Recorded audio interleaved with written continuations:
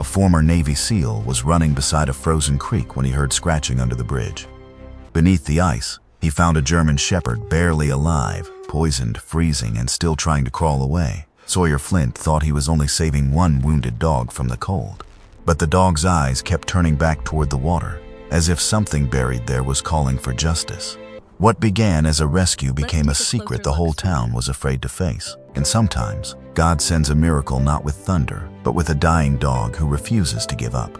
Before we begin, tell us where you're watching from. Share your thoughts after the story. And please like and subscribe to help the last SEAL shepherd reach 1,000 subscribers. Bright Pine Hollow woke slowly beneath a winter sun so pale it seemed poured from old silver. Snow rested on the roofs of wooden cabins, on the shoulders of parked pickup trucks, and on the dark green backs of northern pines. The whole town looked newly forgiven, as if the night had covered every old mistake with clean white linen. Smoke rose from chimneys in thin blue ribbons. Farther beyond the last houses, the forest stood deep and quiet, its trunks dark as cathedral pillars, its branches holding frost like candles waiting for prayer. Willowglass Creek curved through the edge of town, half hidden beneath panes of ice. In places, the current showed through in narrow blue seams, moving with a soft, secretive sound. The creek had earned its name honestly. On clear mornings, it looked like glass laid over a living vein. Sawyer Flint ran alone beside it. He was 33 years old, a former Navy SEAL, 183 meters tall, with a lean, compact, combat-fit body built for endurance rather than display. He had the kind of strength that did not announce itself until needed. His face was clean-shaven, hard-edged, with a square jaw, defined cheekbones, and gray-blue eyes that noticed small things before most people noticed anything at all. His dark brown hair was cut in a neat military style, slightly longer than standard SEAL length, enough to move in the cold wind but not enough to look careless. His fair skin had been weathered by northern air, sun, and winter gusts that seemed to carry old stories in their teeth. He wore the same outfit he wore almost every day. A worn tactical combat shirt in olive green mixed with military gray, frayed lightly at the shoulders and cuffs, old combat pants in earth brown and moss green, worn brown military work boots, and a black military watch on his left wrist. People in Bright Pine Hollow called him quiet. They were being kind. Sawyer was not merely quiet. He was carefully absent. He fixed porch steps before anyone asked twice. He split firewood for widows who pretended not to need help. He paid for coffee at June Haskell's diner, where June, a round-faced 62-year-old woman with sharp pale blue eyes, silver blonde hair tucked under a knit cap, and a tongue quicker than a spring fox, tried every week to make him sit long enough for conversation. He never stayed. He smiled politely, left cash under the mug, and disappeared before warmth could become expectation. That was how Sawyer liked his life. Narrow, useful, safe from promises. He did not run each morning to prove he was still strong. Strength had never been the question. He ran because motion kept memory at a distance. Not gone, never gone, just far enough behind him that it did not breathe directly on his neck. There were things he did not keep in the open at his cabin. A folded photograph, a cracked unit coin, a length of paracord stiff with age. A few names he never said aloud unless sleep dragged them out of him. One promise in particular lived behind his ribs like a splinter too deep for any hand to remove. "I'm coming back." He had said it once. He had meant it. He had arrived too late. The trail bent toward Willowglass Bridge, an old wooden crossing with frost-silvered rails and iron bolts darkened by decades of winter. It was not grand, not historic enough for a plaque, not pretty enough for postcards. It simply stood where the trail met the creek, doing its duty year after year, like most things in Bright Pine Hollow. Sawyer slowed as he approached it. He always slowed there. The boards could be slick. The rail near the middle had a loose section. Wind moved strangely over open water. Practical reasons, sensible reasons. He had built a whole life out of sensible reasons. His boots struck the bridge with a hollow wooden rhythm.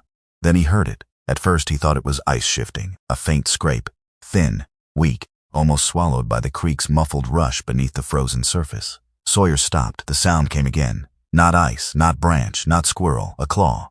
He stood perfectly still, listening. The forest held its breath around him. Somewhere high in the pines, a raven clicked its beak and took off with a heavy flap of wings. The creek whispered under glass. There, another scrape. Sawyer turned toward the east bank below the bridge. Snow had drifted along the slope, soft and deceptively smooth. Brown alder branches bent over the bank, their tips furred with frost. At first glance, there was nothing there except shadow, brush, and a broken shelf of ice near the waterline. Then something dark moved beneath the alder. Barely. Sawyer's old instincts woke with no drama at all. They did not roar. They did not ask permission. They simply stood up inside him. His eyes moved across the scene. Slope angle, footing, ice edge, drag marks, wind direction, possible hazard, possible animal, possible human involvement. His breathing slowed. His body became a tool. He vaulted off the trail and slid down the snowy bank, catching a small birch trunk with one gloved hand. Snow broke loose beneath his boots and rolled ahead of him in soft clumps. The cold sharpened near the creek, wetter and more metallic. Halfway down, he smelled it, a thin chemical bitterness beneath the clean smell of snow. Sawyer stopped. For one heartbeat, the world narrowed to that scent. It did not belong there. Willowglass Creek should have smelled of ice, mud, pine roots, old leaves, and stone. This was different, sour, cold, faintly sweet in the wrong way, like something spilled in a garage and hidden beneath fresh snow. He looked toward the water. Under the ice, near a cracked plate along the bank, a gray-blue sheen moved with the current. It was delicate enough to miss, a bruise-colored ribbon sliding under the glass. Sunlight touched it for a second, and it flashed almost beautifully. That bothered him more than if it had looked ugly. Some dangerous things came dressed as beauty. Sawyer had learned that long before Minnesota. The scraping came again. He moved toward the alder. Under the branches lay a German shepherd, male, large frame but badly depleted. A black and tan working-line dog, maybe 7 years old, with a black saddle across his back, warm tan along the chest and legs, dark face and upright ears. His coat was soaked through, the clear black-brown pattern muddied by icy water. One ear stood half-raised, alert even in collapse. The other trembled against his head. His muzzle was darker than the rest of his face, touched with faint silver that made him look older than his body should have allowed. His amber-brown eyes were closed. White foam clung to the edge of his mouth. One front paw stretched toward the ice. The claws scraped once more, weakly, as if the dog had been trying to drag himself away from the creek and had run out of the world before he could finish. Sawyer dropped to one knee. "Easy," he said. The dog did not lift his head. Sawyer pulled off one glove with his teeth and pressed 2 fingers beneath the dog's jaw, searching through wet fur for a pulse. The skin was cold, too cold, there, fast, weak, uneven, alive. The word struck harder than it should have, alive. Sawyer looked over the dog's body quickly. No obvious gunshot wound, no large laceration, no broken limb at first glance. Wet coat, foam, tremors, chemical smell, possible toxin, hypothermia, exposure, ingestion. He hated how naturally the list formed in his mind, hated that some part of him still arranged suffering into categories so efficiently. The German shepherd shuddered. Not a full seizure, but a deep tremor that rolled from chest to flank. Sawyer unzipped his tactical shirt halfway, then cursed under his breath, realizing it would not be enough. He stripped off his outer running layer, an old dark cold-weather shell he had tied around his waist before leaving the cabin, and wrapped it around the dog's body. He tucked the fabric beneath the chest and hips, keeping the head clear, careful with the spine. "Terrible place for a nap," he murmured. It was not funny. The dog did not understand, but the sound of Sawyer's own voice steadied the air between them, and sometimes that was all humor could do. Light one match in a room too cold for fire. The dog's eyelids fluttered. Sawyer leaned closer. The German shepherd opened his eyes. Amber brown, clouded, unfocused, but alive with a stubborn little spark that seemed almost offended by death's impatience. For one strange second, the dog looked directly at Sawyer, not pleading, not trusting yet, just seeing him. Sawyer felt something inside his chest shift, a locked thing disturbed by a paw against the door. Then the dog's gaze moved past him, toward the ice. His body tensed, weak as a leaf but unmistakable. The raised ear angled toward the creek. His paw scraped once more in the snow, not away this time, but toward the frozen water, toward that gray-blue ribbon beneath the surface. Sawyer followed his line of sight. Near the cracked ice, half buried in snow, lay a small strip of dark leather, perhaps torn from the dog's collar or caught from something else. It was stained with mud and frozen stiff. Beside it, the snow had a faint yellow-gray tinge that spread in a thin crescent down toward the creek. The dog gave a broken exhale. Sawyer felt the hair rise along the back of his neck, not because the scene suddenly made sense, because it did not. A poisoned dog did not usually try to point a man toward the water that had nearly killed him. A dying animal usually reached for warmth, for shelter, for distance from pain. But this dog, barely holding on to breath, had opened his eyes only to look back at the creek, as if something still mattered there, as if whatever had brought him to the edge of death had not finished speaking. Sawyer reached for the strip of leather, then stopped before touching it. Evidence. Some old part of him warned. Contamination risk. Another part added. He took a mental note instead, anchoring the details. East bank, alder roots, broken ice shelf, chemical odor, discolored snow, leather strip, dog alive. The dog's breathing hitched. Sawyer stopped thinking about evidence. "Stay with me," he said. The words came out before he could stop them. They belonged to another place. Another cold, another body slipping beyond reach while Sawyer's hands were still trying to make a promise true. He swallowed hard. The dog did not stay because Sawyer ordered him to. The living rarely did. But the German shepherd breathed again, shallow and ragged. And for the moment that was enough. Sawyer slid one arm beneath the dog's chest and the other under his hips. He lifted slowly, keeping the spine aligned. The dog was lighter than he should have been. Too light for a working shepherd.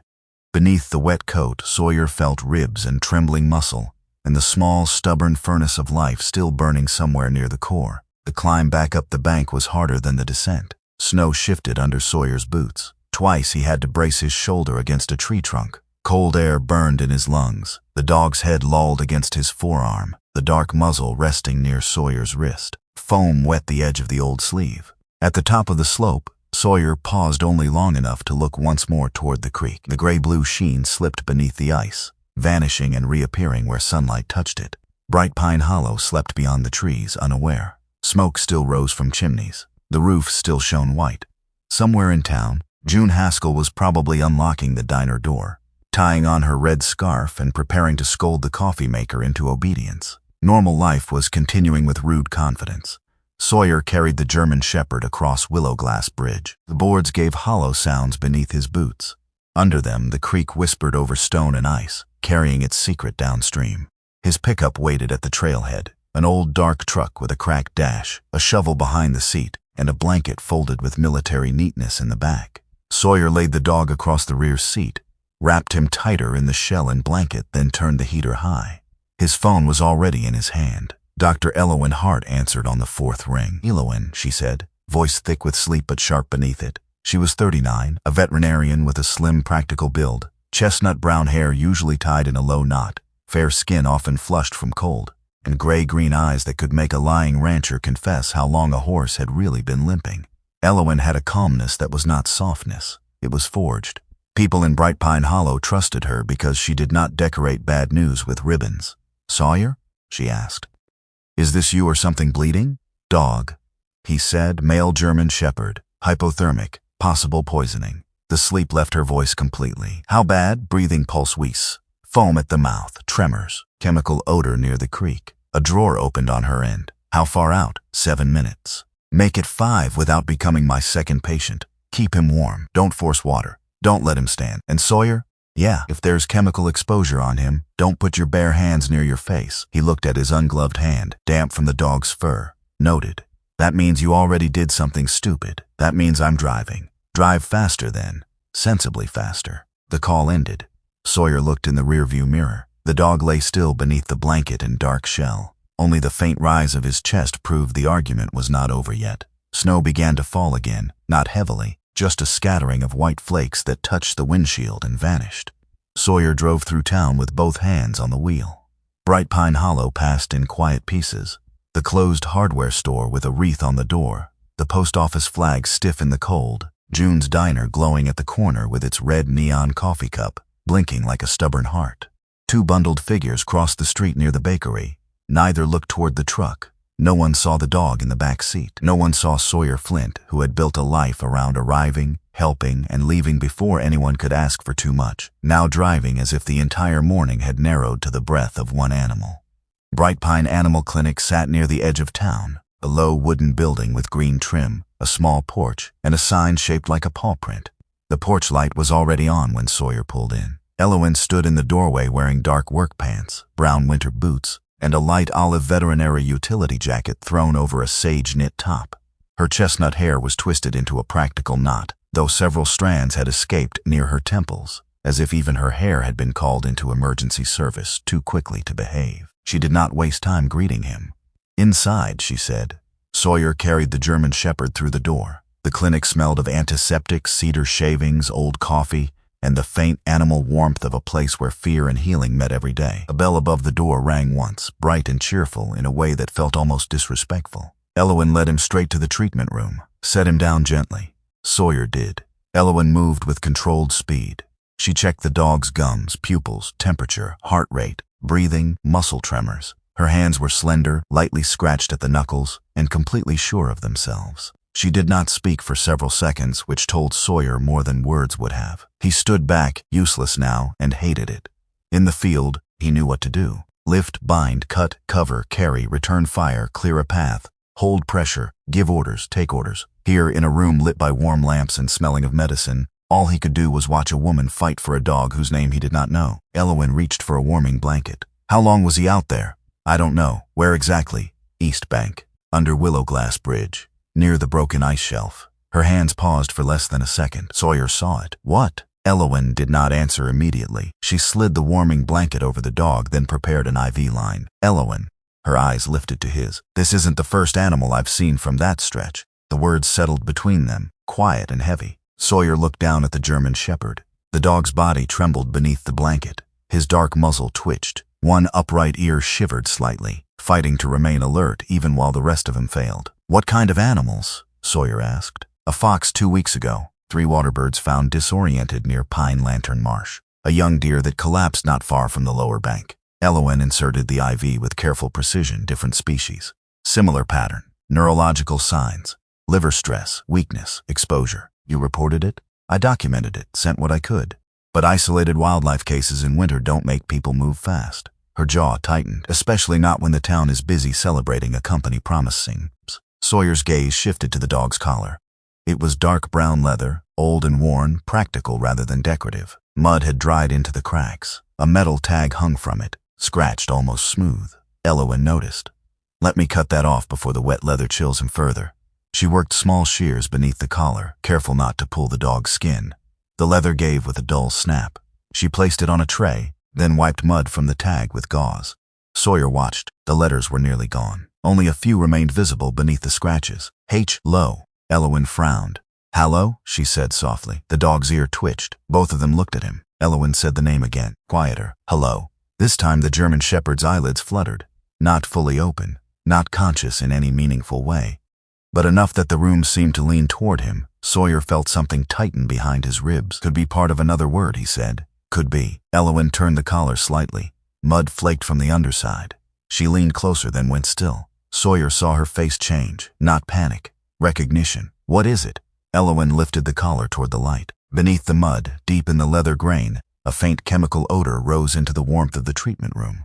Sawyer smelled it immediately. The same sour, cold bitterness from the creek. The same wrongness beneath the ice.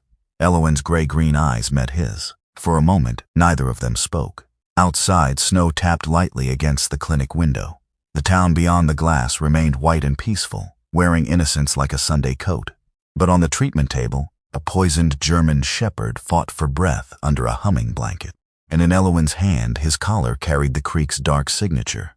Sawyer looked down at the dog, at the faint silver on the muzzle, at the scarred ear, at the chest rising by fragile inches.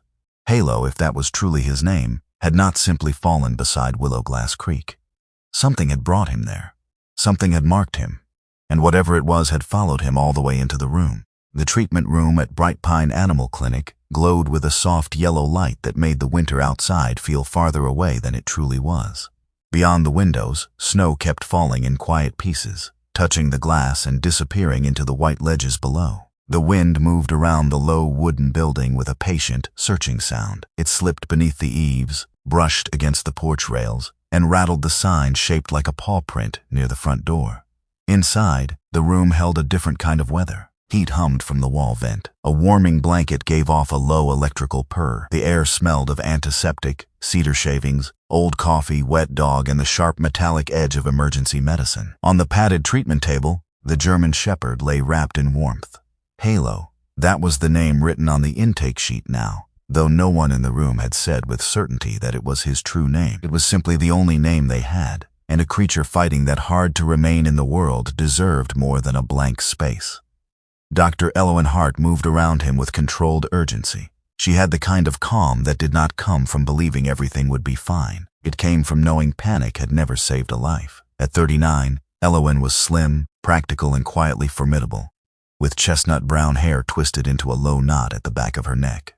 Several strands had already escaped and fallen near her temples. Her fair skin held the faint pink flush of the cold morning, and her gray-green eyes missed very little. She wore a sage-knit top beneath a light olive veterinary utility jacket, dark work pants, and brown winter boots scuffed from years of farm calls, icy porches, and animals who did not care about professional dignity.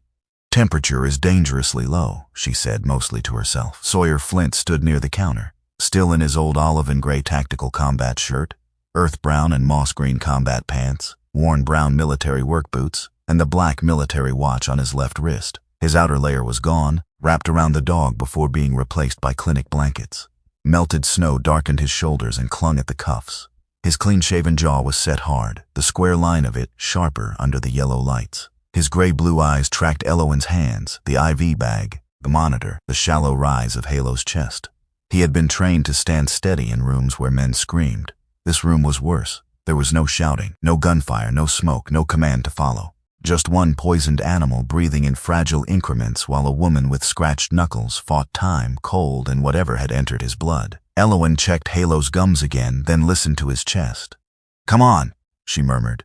"You made it this far. Do not get dramatic on my table. I charge extra for drama." Sawyer glanced at her. "Does that work? With cats, never. With dogs, sometimes. With men, almost never." He would have smiled if the dog had not trembled just then. Halo's body shuddered beneath the blanket. His paws flexed once, claws dragging weakly against the padded surface. One upright ear twitched, then sank halfway back. Elowen adjusted the IV flow and reached for a syringe. "He needs fluids, warmth, supportive care, and blood work. I'm giving medication to help with nausea and possible toxin exposure, but I need the lab before I know what we're truly looking at." "Toxin," Sawyer repeated.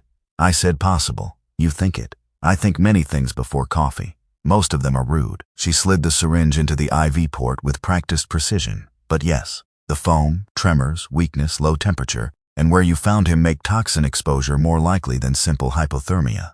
Sawyer looked down at Halo. The dog's black and tan coat was beginning to dry in uneven patches. His back showed the dark saddle pattern of a working-line German shepherd. Warm tan fur marked his chest and legs. His muzzle was darker, touched with a faint gray silver around the edges that made him seem older, not in years, but in sorrow. His amber-brown eyes remained closed, lids trembling slightly as if dreams were not being kind. "He's 7, maybe," Elowen said, following Sawyer's gaze. "Could be younger if hardship aged him. Could be older if he lived gently before this. Hard to tell right now.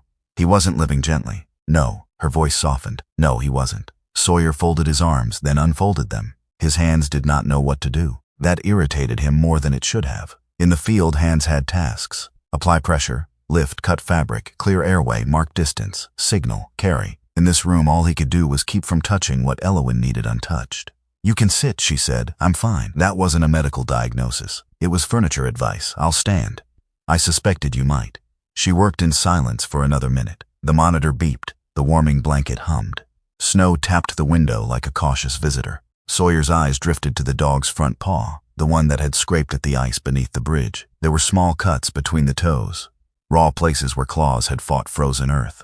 The pads were rough but cracked. This dog had walked hard ground, old roads, riverbanks, maybe long distances in bitter weather. Not a pampered pet, not feral either.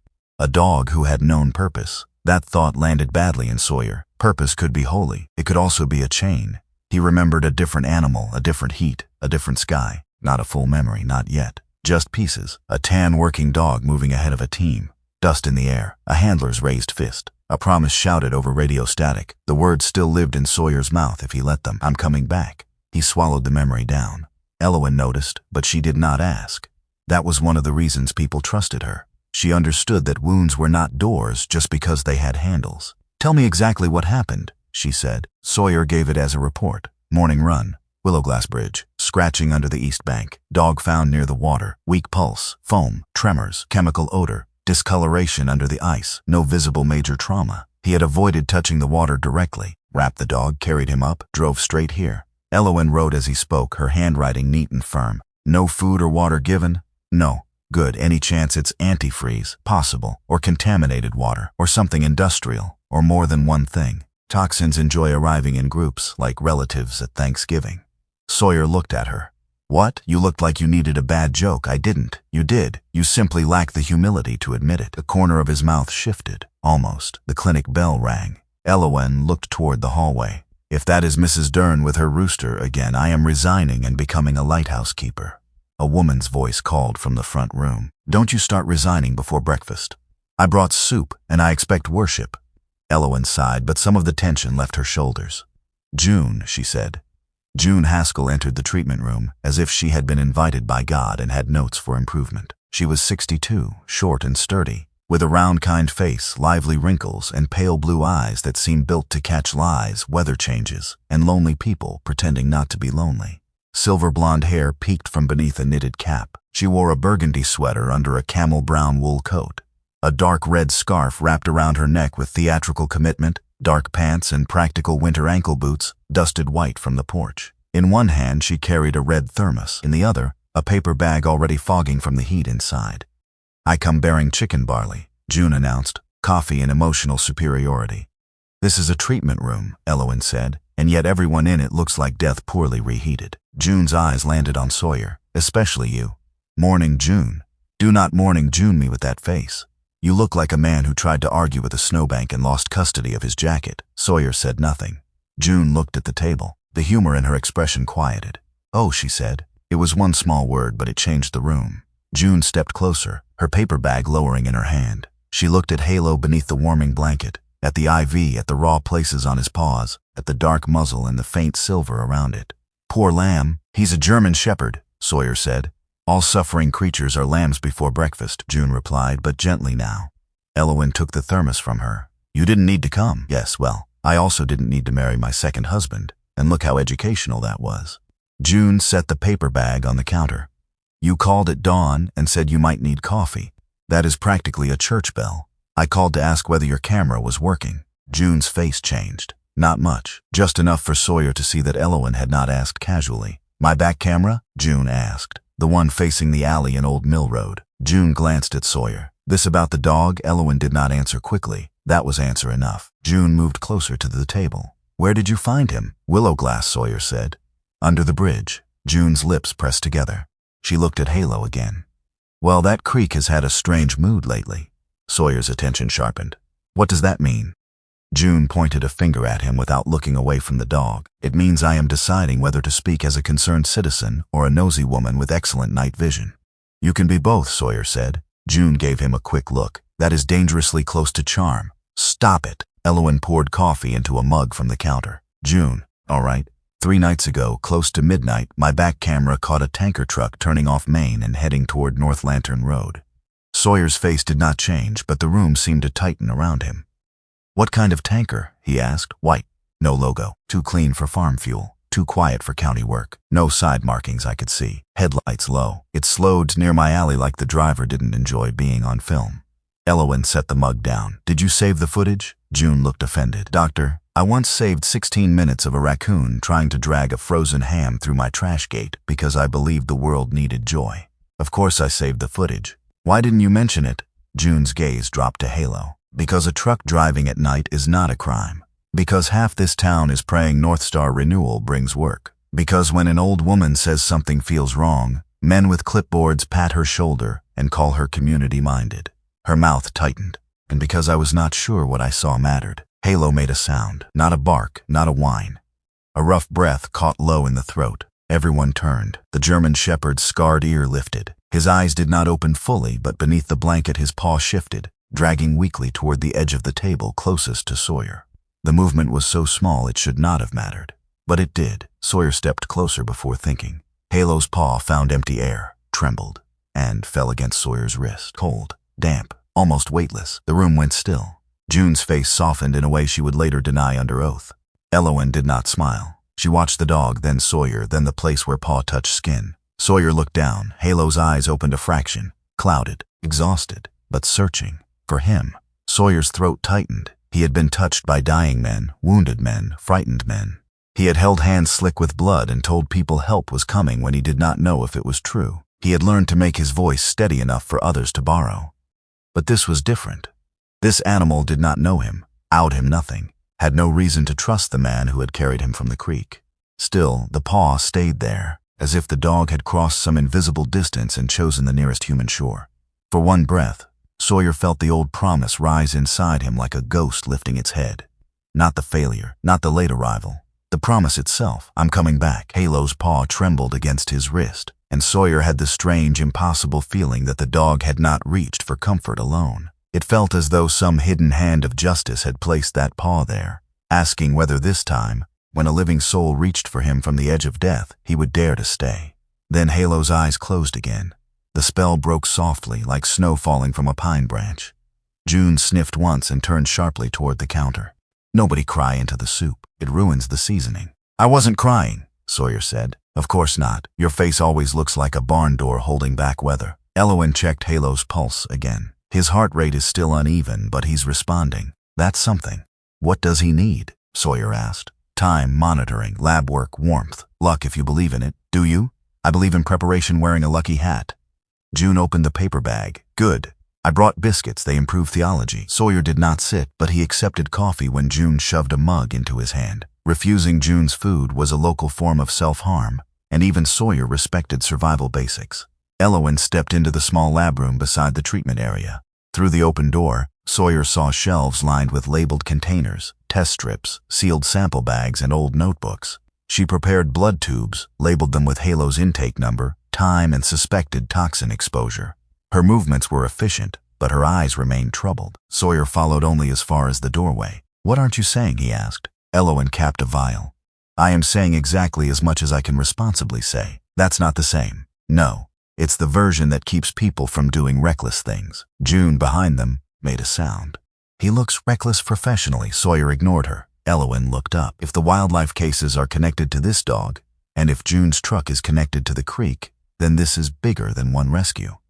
But if we start throwing accusations without evidence, North Star Renewal will bury it under lawyers and public relations. North Star owns the mill now. Yes. The road where June saw the truck goes there. Yes. And the creek runs down from that direction. Yes. Sawyer's jaw tightened. Elowen stepped closer. Listen to me. You cannot go there. I didn't say I would. You looked it. June called from the treatment room. He did, very loudly. Sawyer looked at both women. I'm standing here, and yet your shoulders are trespassing already, Elowen said. That almost made June laugh, but she swallowed it out of respect for the dog. Elowen set the blood vials in a small rack. North Lantern Mill is private property under North Star Renewal's control. If you cross onto it, anything you find can be challenged. Worse, they can paint you as an unstable veteran with a hero complex. Sawyer's eyes cooled. Elowen saw she had struck something, but did not retreat. I am not saying that is what you are. I am saying that is what they will call you if it helps them. The words hung for a moment. Sawyer looked back at Halo. The dog was breathing shallowly under the blanket, one paw now tucked near his chest. The name Halo sat on the intake sheet beside the table, written in Elowen's firm hand. A name was not ownership. It was not attachment. It was not a promise. Sawyer told himself that twice. It did not help. The front bell rang again. This time the man who entered did not bring soup. Sheriff Lyle Granger stepped into the clinic with snow on his boots and a careful heaviness in his posture. He was 48, tall and steady, with a broad, practical frame, short, dark brown hair touched with gray at the temples, and a composed, masculine face that looked carved more by responsibility than vanity. His fair skin was weathered by patrols and winter wind, and his brown-gray eyes had the patience of a man who had learned long ago that truth often arrived late and poorly dressed. He wore a dark sheriff's winter jacket over his uniform shirt, dark duty pants, a service belt, and dark work boots. He removed his hat at the treatment room door. Allowan, he said. Lyle. His gaze moved to Sawyer. Sawyer, sheriff. Then Lyle saw Halo. He was quiet for a moment. June said there was a dog. June lifted a finger. June said there was a situation. Do not reduce my warnings. I would never, you would. But continue. Elowen gave Lyle the basics. Found under Willow Glass Bridge. Possible poisoning, wildlife cases. June's footage. Suspected toxin exposure. Samples being prepared. Lyle listened without interrupting. That was one of his better qualities. In a town full of people who liked to talk because silence made them nervous, Lyle let facts finish walking into the room before he judged their boots. When Elowen finished, he looked at Sawyer. You collected anything from the creek? No, not yet. Good. Sawyer did not enjoy the approval. Lyle noticed. You'll want to go back. Yes. Stay on public access. Photograph before touching. Gloves. Containers if Elowen gives them to you. Time, location, weather conditions. No stepping past fences. No mill property. No old gates. No heroic shortcuts. Sawyer's mouth flattened. You think I need that explained? I think you know exactly what to do in dangerous places, Lyle said evenly. I also think this town cannot afford for the truth to be thrown out because one man decided correct procedure was too slow. The words were not insulting. That made them harder to reject. June poured Lyle coffee without asking. He's right. Annoying people often are. Elowin placed a hand lightly on the treatment table, near but not touching Halo. If we do this, we do it clean. Sawyer looked from her to Lyle to June. 3 people, 3 different kinds of stubbornness. A veterinarian who fought death with syringes and sarcasm. A sheriff who distrusted shortcuts because he had seen what they cost. A diner owner who hid tenderness behind soup and insults. And on the table, one poisoned German shepherd whose paw had reached for him from the edge of whatever waited beyond breathing. Sawyer took one slow breath. All right, he said. Elowin tilted her head. That sounded painful. It was. Growth usually is. That is why people avoid it. June raised her mug. To pain with paperwork, no one toasted, but the room breathed easier. For the next hour, the clinic became a small machine of purpose. Elowin drew more blood, recorded observations, and prepared a sample for the regional lab. Lyle took June's statement about the truck and arranged to collect the camera footage properly. June sat near the counter, claiming she was only staying because Elowin's coffee was tragic and needed supervision. Sawyer remained near Halo, not touching constantly, just near. Every so often, the German shepherd's breathing changed, and Sawyer's eyes moved instantly to his chest. Elowin noticed. June noticed. Lyle noticed and politely pretended not to. At one point, Halo stirred again. His head did not lift, but his nose moved slightly beneath the blanket. He scented the air. His ear twitched toward Sawyer. Then, with visible effort, he shifted his paw across the padded surface until it rested near the edge of the table. Not touching this time, just close. Sawyer lowered his hand beside it. He did not press, did not grab, did not make the contact into something larger than the dog had offered. After several seconds, Halo's paw slid the last inch and touched his fingers. June looked away quickly, becoming intensely interested in the soup lids. Elowin said nothing. Sawyer's face remained still, but something in him had gone very quiet. Not empty quiet, listening quiet. Near noon, Elowin stepped back from the table and rubbed one hand over her eyes. He's not out of danger, she said, but he is warmer. His pulse is stronger than when you brought him in. That matters. Sawyer nodded. How long? Here, at least overnight. Maybe longer.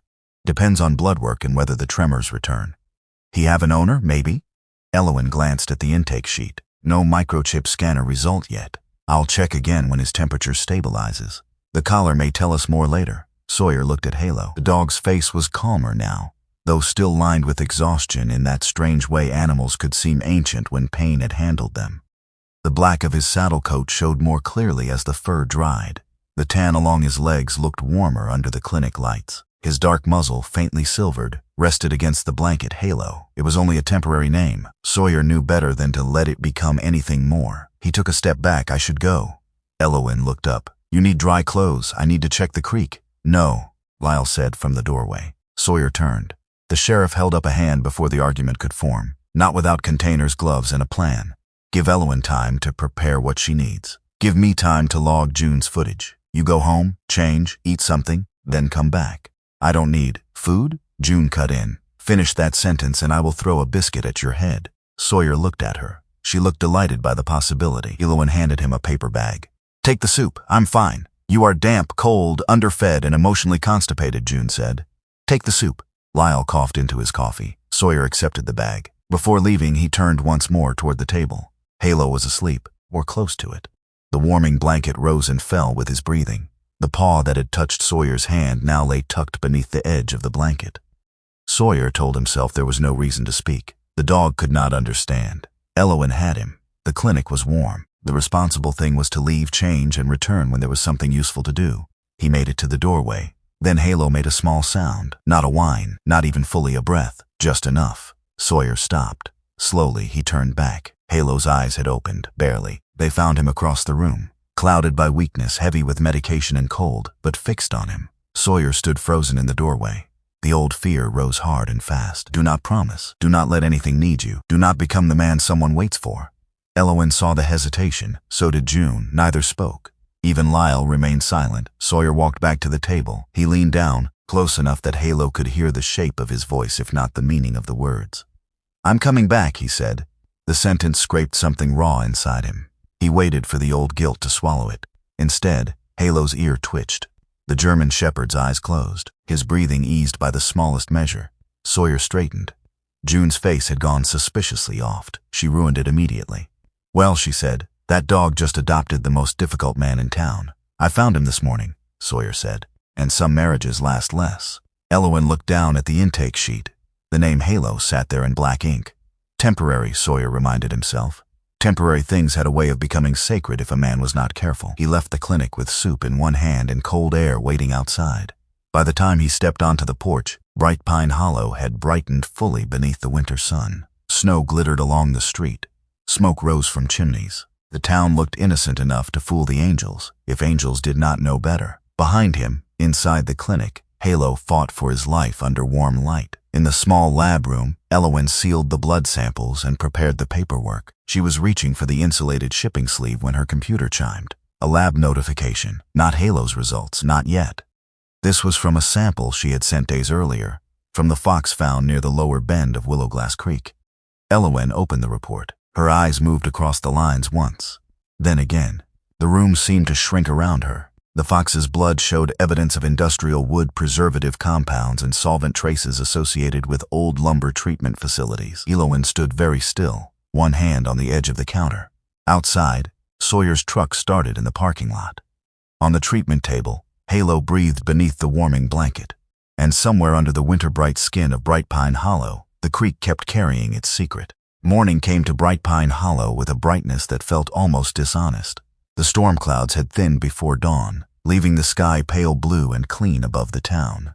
Snow glittered on rooftops, on the black shoulders of pine trees, on the hood of Sawyer Flint's old pickup, as he pulled into the trailhead near Willowglass Bridge.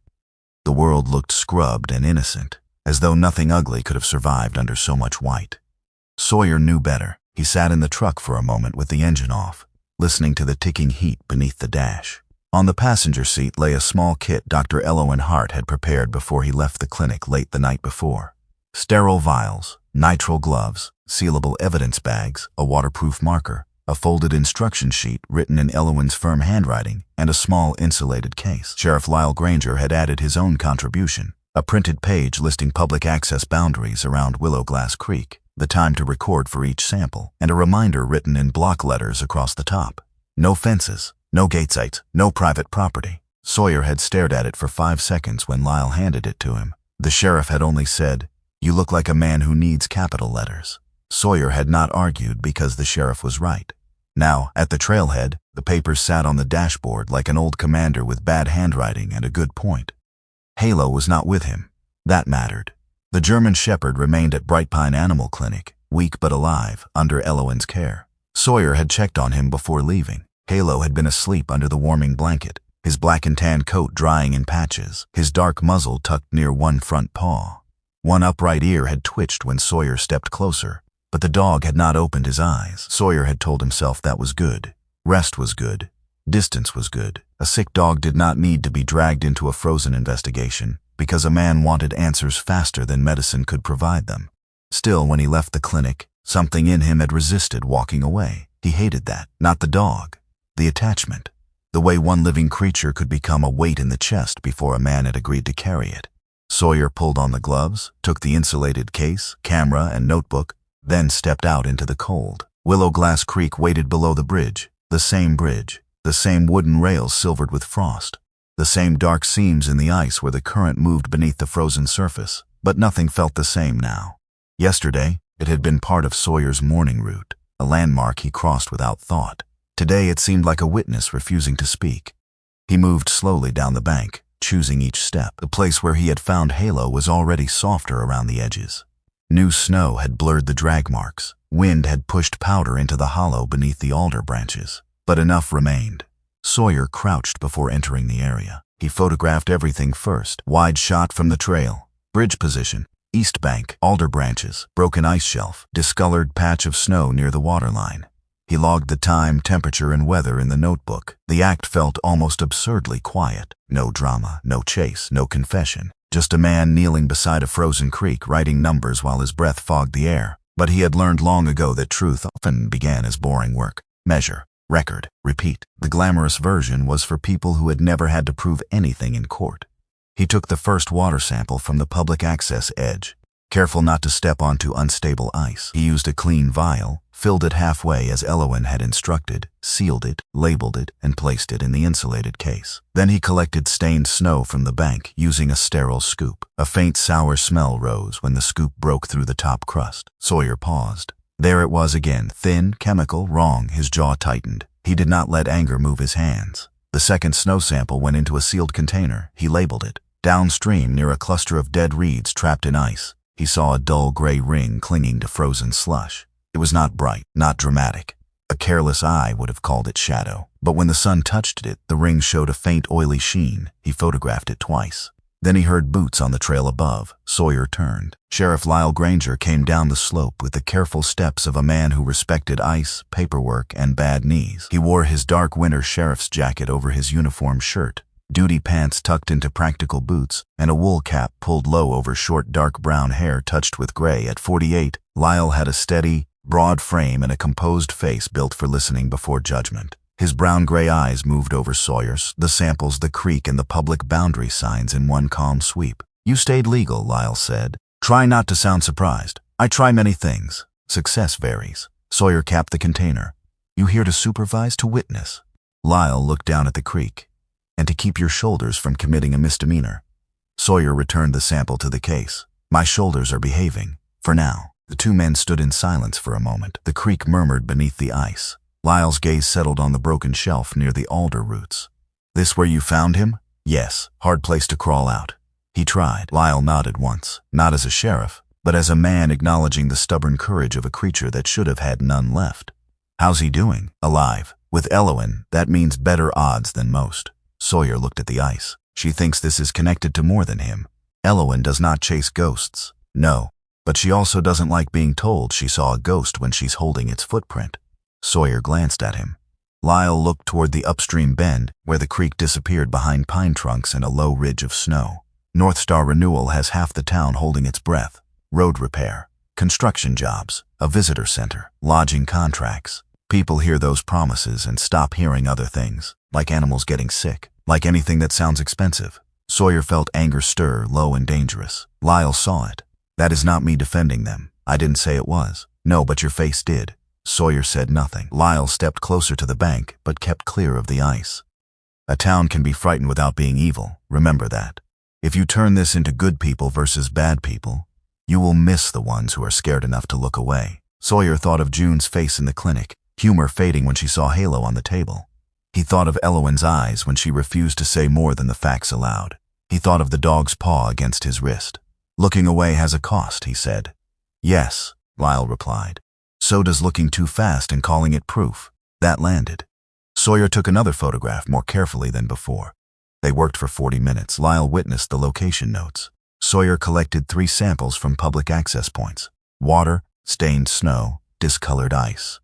He did not cross the fence line where the old mill road began beyond the pines. He did not follow the faint tire impressions leading into deeper snow. He did not open the old drainage grate half buried near the boundary marker, though every instinct in him wanted to. At the top of the slope, Lyle stopped him before they parted. "Take those to Elowen. She'll send what needs sending."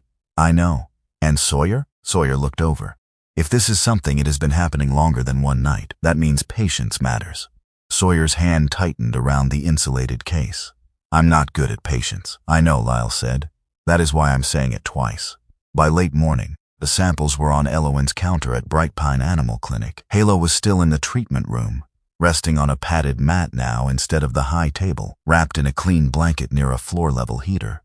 The IV line remained taped carefully along one foreleg. His old dark brown leather collar lay sealed in a bag on a shelf, no longer touching him, but somehow still part of the room. Elowen checked each sample, confirmed Sawyer's labels, and placed them into a transport container for the state lab. "You followed instructions," she said.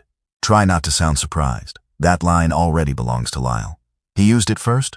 With more personality. Sawyer looked at Halo instead of answering. The dog's breathing was steadier. Not strong, not safe, but steadier. His black saddle coat showed more clearly now that the wetness had dried. The warm tan of his chest and legs looked almost golden in the clinic's yellow light. His slightly dark muzzle, touched with silver, rested on the edge of the blanket. One ear remained upright even in sleep, as if some part of him refused to surrender guard duty. Elowen followed Sawyer's gaze. "He had a rough hour before sunrise," she said. "Tremors came back, not as severe. He settled again after medication. Sawyer's jaw tightened. You didn't call. You needed sleep. I didn't sleep. I assumed. I was trying to preserve the illusion that one of us made healthy choices. He crouched near Halo but did not touch him. He knew I left. He woke once, looked at the door, then at me. I told him you were being useful elsewhere. Sawyer looked up. What? I talked to patients. He understood. No, but I did. That quiet answer made him look away. Elowen began preparing the sample shipment. On the side counter, she had spread out folders from the past month. Wildlife intake notes, photographs, rough location maps, treatment records. She was not calling them proof yet. Sawyer could tell by the way she handled them. She treated them like small witnesses, each too fragile to stand alone. Any pattern, he asked. Geography maybe? Time maybe? Symptoms definitely. But I need confirmation. She tapped one folder. The waterbirds were near Pine Lantern Marsh. The deer was found not far from the boardwalk. Your dog was downstream at Willowglass Bridge. Not my dog. Elowen did not look up. The dog you carried in while wearing half the creek. Still not mine. Of course. The way she said it made him suspicious. Before he could answer, Halo moved. Not much. His nose twitched. The scarred ear angled toward the shelf where Elowen had placed the sealed collar. A faint tremor passed through him. Not like the medical tremors from earlier, but something sharper, a recognition in the body. Elowen saw it. Sawyer saw it. Halo's eyes opened halfway, clouded with weakness but alert. He was not looking at Sawyer. He was looking toward the sealed collar, or perhaps past it, toward the papers Elowen had brought out. Then he gave one low, broken breath, almost a growl but too tired to form. The sound moved through Sawyer like a warning bell struck underwater. Elowen went very still. For one strange moment, the clinic felt less like a medical room and more like a chapel where a witness had raised his hand. Halo could not speak. He could not explain the creek, the stains, the midnight truck, or the thing his body remembered. Yet lying there, weakened almost to silence, he turned toward the scent of his own suffering as if some deeper law had called his name. Sawyer felt it then. Not magic, not proof, but the old shape of justice.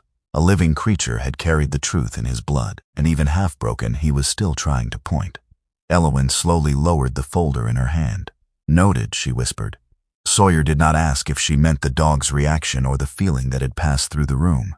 He suspected she meant both. The moment ended when Halo's head sank back down. His eyes closed. The ear remained lifted for several seconds, then relaxed. Elowen moved to the shelf and examined what lay nearest Halo's line of attention.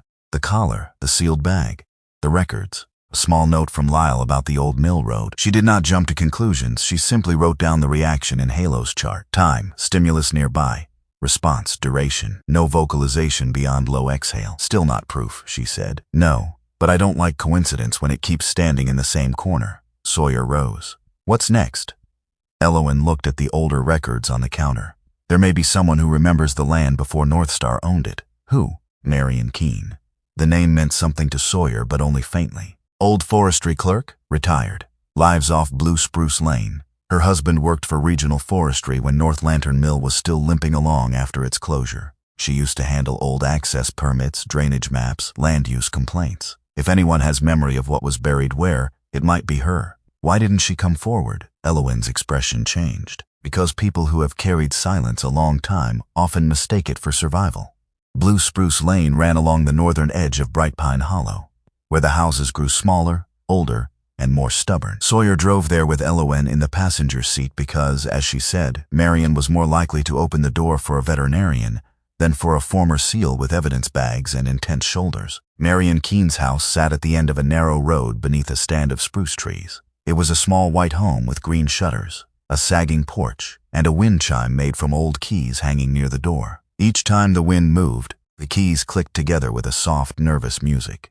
Marion answered after the second knock. She was 72, slight and elderly, with a narrow frame that seemed both fragile and stubborn enough to outlast a stone wall. Her face was long and deeply lined, with high cheekbones and pale skin that had grown thin with age. White-gray hair was drawn into a low bun at the back of her head.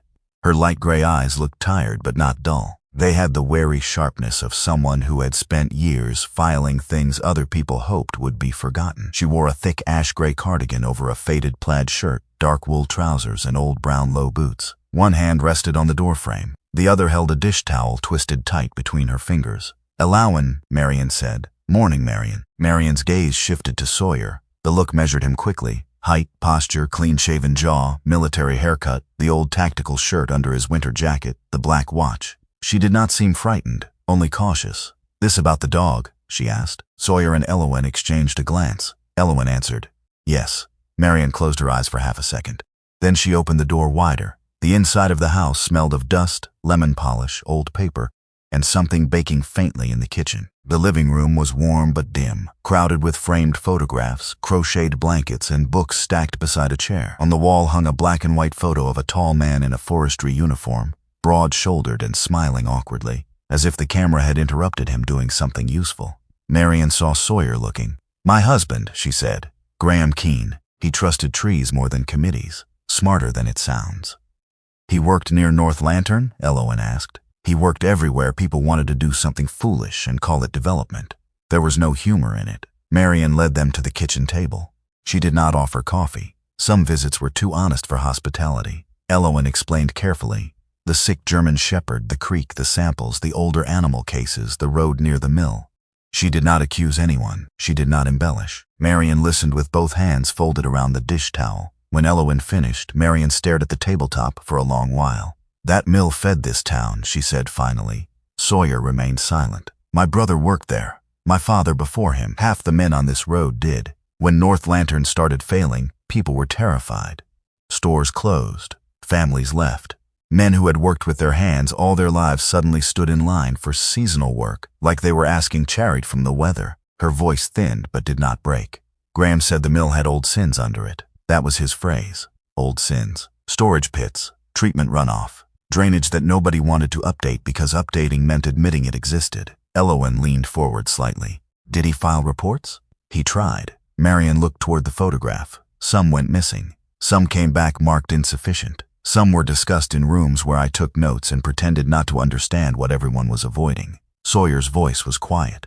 "Why?" Marion looked at him then. The question had no accusation in his tone. That made it worse. "Because I was scared," she said. "Because people needed paychecks. Because Graham had a reputation for being difficult. Because the men from the county said there was no immediate danger. Because I wanted to believe them." The dish towel twisted tighter. "And because sometimes a whole town can teach a person that silence is kindness." No one spoke. Outside, the key wind chime clicked softly. Then Marion stood. Her knees were stiff, but her movement had decision in it now. She crossed the kitchen, opened a narrow pantry door, and pulled a step stool from behind a sack of flour. Elowen moved to help, but Marion waved her off. "If I fall, I'll haunt the county archive," she said. Sawyer stepped closer anyway. She climbed one step, reached to the top shelf, and dragged down a metal box the color of old rain. It was dented at one corner and sealed with 2 strips of yellowed tape. Dust slid across the lid when she set it on the table. For a moment, Marion did not touch the latch. Her fingers hovered. "I kept it because I thought one day someone official would ask," she said. "Then years passed and nobody official asked. After Graham died, I told myself opening it would only wake grief." Elowen's voice softened. "You don't have to do this alone." Marion gave her a tired look. "That is exactly the sort of thing kind people say after the lonely part is already over." Then she opened the box. Inside were folders, folded maps, old permits, photographs, field notes, and brittle carbon copies. The smell of old paper rose like a library exhaling. Marion sorted with surprising speed. "North Lantern drainage," she murmured. "Treatment yard, south culvert, marsh route. Where did he put?" She stopped. Her hand rested on a folded sheet inside a cracked plastic sleeve. When she pulled it free, the paper inside had yellowed with age. Pencil marks cut across it in lines too deliberate to be casual. Marion unfolded it on the table. Sawyer leaned over the map. North Lantern Mill sat near the upper ridge, drawn in blunt rectangles. Below it, marked in faded blue and graphite, a drainage line ran toward Pine Lantern Marsh. Another notation branched downward toward Willowglass Creek. Elowen pointed. "This line isn't on the public map." "No," Marion said. "It was supposed to be sealed." "Supposed to be?" Marion opened a small notebook. The handwriting inside was firm, slanted, and impatient. She read aloud. "Auxiliary drainage cap cracked. Chemical odor after rain. Discoloration near marsh edge. Report not accepted. Recheck when thaw permits." Her voice shook on the last word. Sawyer looked at the date. Years ago. Long enough for people to forget. Not long enough for the land to forgive. Marion sat slowly. "Graham said water remembers. He said it finds every lazy lie eventually." Elowen took photographs of the map in place, careful not to remove anything yet. Sawyer recorded the file names, the box condition, the location, Marion's statement. Lyle would need to handle chain of custody properly. Sawyer could almost hear the sheriff's voice in his head. "Do it clean." He did. Before they left, Marion lifted something from the bottom of the box. It was a small length of frayed safety lanyard, stiff with age and darkened by old grime. A faded tag still clung to it, marked with North Lantern Mill's old insignia. "Graham found that near the marsh access," Marion said. "He said it smelled wrong. I thought he was being dramatic." She looked toward the photograph of her husband. He often was, but he was also often right. Elowen sealed the lanyard fragment in a clean bag. At the clinic, Halo was awake when they returned. Not fully alert, not healed, not strong, but awake. His head rested on the blanket, amber-brown eyes half open. When Sawyer entered, the dog's gaze moved toward him, then to the bag in Elowen's hand. Elowen stopped several feet away. "Sawyer," she said quietly. Halo's nose twitched. Once, twice. Then his body changed. The scarred ear lifted. His shoulders tightened beneath the blanket. A tremor moved through him, sharper than weakness, older than fear. He did not bark. He did not try to rise. He only stared at the sealed bag containing the old safety lanyard, eyes suddenly too awake for a dog that's sick. Sawyer felt the room narrow. Elowen placed the bag on the counter, far from him, and immediately stepped back. "That's enough." Halo's breathing quickened. Sawyer crouched beside him, not blocking his view, not touching him yet. "You're here," Sawyer said low. "You're not back there." The words surprised him. Back there. He had said them as if he knew. Halo's gaze shifted to Sawyer. For several seconds, the dog simply looked at him, trembling under the blanket. Then slowly, as if the movement cost him, Halo lowered his muzzle back to the mat. Elowen wrote it down. Marion stood in the doorway, one hand pressed to her chest. The old woman's face had gone pale. "He knew it," she whispered. Sawyer looked back at her. Marion's eyes shone with fear and grief. That dog knew the smell. No one corrected her. There was nothing to correct. That evening, Sheriff Lyle came to the clinic to photograph the map box properly, collect statements, and arrange lawful handling of the older documents. June arrived shortly after, carrying a small flash drive in a plastic bag as if it contained crown jewels or a casserole recipe of national importance. Her red scarf was crooked, and her cheeks were pink from the cold. "I had my nephew clean up the footage," she said. "He works with computers and speaks in abbreviations I consider witchcraft." Lyle accepted the drive. "You watched it?" June's face had lost its usual sparkle. "Yes." Elowen looked up from Halo's chart. Sawyer stood near the treatment room door. June swallowed. The truck didn't just take the mill road. Lyle's hand stilled on the evidence bag. "It stopped," June said. 12 minutes. Near the turnoff to Pine Lantern Marsh. The clinic grew very quiet. Halo slept beneath the warm blanket, unaware or perhaps not unaware at all. June looked toward him and her voice softened. "Exactly where Marion's map says that old line runs." By the fourth morning, Halo no longer looked like death had a hand around his throat. He still looked wounded by the argument. The German Shepherd lay on a thick recovery mat near the heater in Bright Pine Animal Clinic, wrapped in a clean wool blanket that June Haskell had declared ugly enough to be trustworthy. His black and tan coat had dried fully now, revealing the clear working line markings beneath the dirt and river water. A black saddle across his back, dark face and ears, warm tan along his chest and legs, and a slightly dark muzzle touched with faint silver. His amber-brown eyes were brighter than they had been, though still heavy with exhaustion. One ear stood upright with stubborn dignity. The scarred left ear tilted a little when voices moved around him, as if even weakness could not stop him from listening. He was 7 years old, Elowen guessed with growing certainty. Old enough to have known work, young enough that suffering should not have marked him so deeply. "Doctor." Elowen Hart stood near the counter, reading his chart for the third time that morning. Her chestnut-brown hair was tied low at the back of her neck, though several loose strands had escaped and brushed her cheek. She wore her sage knit top, light olive veterinary utility jacket, dark work pants, and brown winter boots. Her gray-green eyes moved from Halo's vitals to the clock to the sealed sample records on the desk. "No long walk," she said. Sawyer Flint stood beside the recovery mat, arms folded, expression unreadable. His old olive and military gray tactical combat shirt showed faint wear at the shoulders and cuffs. His earth-brown and moss-green combat pants were tucked into worn brown military work boots still dusted with snow from the parking lot. His clean-shaven square jaw was tight, and his gray-blue eyes stayed on Halo rather than Elowen. "I didn't ask for a long walk, you thought it. That's different. Not on your face." Sawyer looked at her then. He reacted to the lanyard. "He knows the smell." "I agree. And the marsh is the next public access point closest to that old drainage route." "I also agree. So he nearly died 4 days ago." Elowen set the chart down. "Agreement does not cancel medicine." Halo shifted on the mat, the movement slow but deliberate. His paw slid forward until it touched the edge of Sawyer's boot. Not heavy, Not needy, just contact. Sawyer looked down.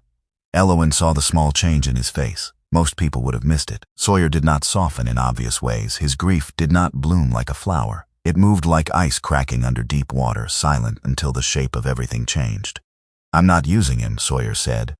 Elowen's voice gentled. That is why I'm considering this. From the doorway, Sheriff Lyle Granger entered with a paper cup of coffee and the look of a man who had already been disappointed by humanity before breakfast. At 48, he carried authority without performing it. His broad, steady build filled the frame of the doorway. His dark sheriff's winter jacket zipped over his uniform shirt. His short, dark brown hair touched with gray beneath a wool cap. His brown-gray eyes took in Halo, Sawyer, Elowen, and the medical supplies laid out on the counter.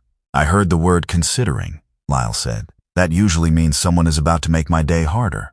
Elowen pointed at him. We are not taking Halo into private property. We are not crossing fences. We are not opening anything. We are not making him work. Lyle sipped his coffee. That was a suspiciously complete denial. Sawyer said, 10 minutes at Pine Lantern Marsh. Public boardwalk only. If he reacts, we document it. If he struggles, we leave. Elowen added. He wears the insulated coat. We bring towels, water, emergency medication, and the car stays close. I monitor his breathing and gait. The second he shows distress beyond normal stress response, we stop. Lyle studied Halo. The German Shepherd had raised his head slightly. His eyes moved from Elowen to Sawyer to the clinic door. The motion was weak, but there was intention in it. Looks like he heard you, Lyle said. He hears tone, Elowen replied, not strategy. Most town meetings would improve if people did the same. Sawyer crouched beside Halo. He did not grab the dog's collar. He did not crowd him. He placed one hand near the mat, palm down, letting Halo decide whether to move closer. Halo sniffed once. Then he lowered his muzzle until it rested against Sawyer's knuckles. Elowen sighed softly, though she tried to hide it by reaching for a clean towel. All right, she said. 10 minutes. And if either of you becomes heroic, I will sedate the taller one. Sawyer's mouth almost curved. Understood. Outside, Bright Pine Hollow glittered. The morning had the impossible beauty northern winters sometimes wore after a hard spell of weather. Sunlight flashed across snowbanks. Icicles along the clinic roof held tiny beads of light. The sky was a clear, pale blue, and the air felt sharp enough to ring if struck. Sawyer carried Halo carefully to the truck rather than asking him to walk across the icy lot. Halo was wrapped in a fitted dark winter coat that Elowen had found in the clinic's emergency supply closet. It was slightly too large across the shoulders, but it kept his chest warm. The worn dark brown leather collar had not been put back on him. Elowen had fitted a soft temporary medical collar instead, loose enough not to irritate his skin. Halo tolerated being lifted with quiet dignity, though his amber eyes remained fixed on Sawyer's face as if judging whether this arrangement was medically necessary or merely insulting. Don't look at me like that, Sawyer muttered. Doctor's orders. Elowen, loading a medical bag into the back seat, said, he has excellent judgment. Lyle followed in his patrol SUV to keep the outing official. Sawyer disliked that word, official, but he liked what it protected. The samples, the notes, Halo. The truth, if truth was patient enough to survive men with polished shoes and company language. The road to Pine Lantern Marsh curved north out of town and ran between stands of spruce and white pine. Bright Pine Hollow slipped behind them in quiet pieces. June's diner with its red scarf tied around the door handle like a warning flag of hospitality, the closed hardware store. The church steeple shining white against the blue sky. The schoolyard where no children were outside yet because the cold had teeth. Sawyer drove slowly, one eye on the road, one on the rearview mirror. Halo lay across the folded blanket in the back seat. He did not sleep. He watched the trees. That unsettled Sawyer more than if the dog had whined. A frightened animal made noise. A trained animal measured. Halo measured. Pine Lantern Marsh did not look like a place that could hide a crime. It spread beneath the winter sun in pale layers of white, gold, and gray. A public boardwalk curved through the marsh on weathered wooden planks, raised above frozen reeds and snow-covered hummocks. Dry ferns poked through the snow like brown feathers. Beyond them, black spruce and tall pines stood around the wetland in a half-circle, ancient and still as though they had gathered to hear testimony. A sign near the small parking area read, Pine Lantern Marsh Public Nature Boardwalk. Stay on marked path. Lyle parked beside Sawyer and stepped out with a camera, notebook, and evidence bags. Elowen checked Halo before Sawyer opened the back door. Gums are still okay, she said, breathing steady. No tremor beyond baseline weakness. Translation? Lyle asked. 10 minutes still means 10 minutes. Sawyer lifted Halo down. The German shepherd's legs trembled when his paws touched the packed snow. Sawyer kept the leash loose but ready. Halo stood for a moment, head lowered, nose working carefully. His ears angled forward, then outward, gathering the world. Sawyer felt the leash move with each breath the dog took. Not pulling, reading. They started along the boardwalk. Elowen walked on Halo's left, close enough to watch his gait. Lyle followed a few paces back, photographing their starting point, the sign, the first section of boardwalk, the public access markers. Sawyer stayed beside Halo, slowing his own stride until it matched the dog's uneven pace. The marsh was beautiful in a way that felt almost cruel. Sunlight turned the snow into a field of tiny stars. The frozen reeds whispered when wind moved through them. Somewhere above, a chickadee gave a brief, brave call from the pines. The air smelled of cold wood, dry grass, and clean snow. At first, Halo only walked, slowly, carefully. Once, he paused to breathe and leaned against Sawyer's leg.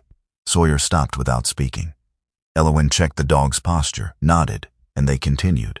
They reached the first bend of the boardwalk, where the path curved toward a lower basin of the marsh. Here the snow had gathered deeper along the edges. Dead ferns clustered beneath a leaning alder. A shallow depression lay beyond the rail, half buried beneath smooth white crust. Halo stopped. The halt was so sudden that Sawyer felt it through the leash before he saw it in the dog's body.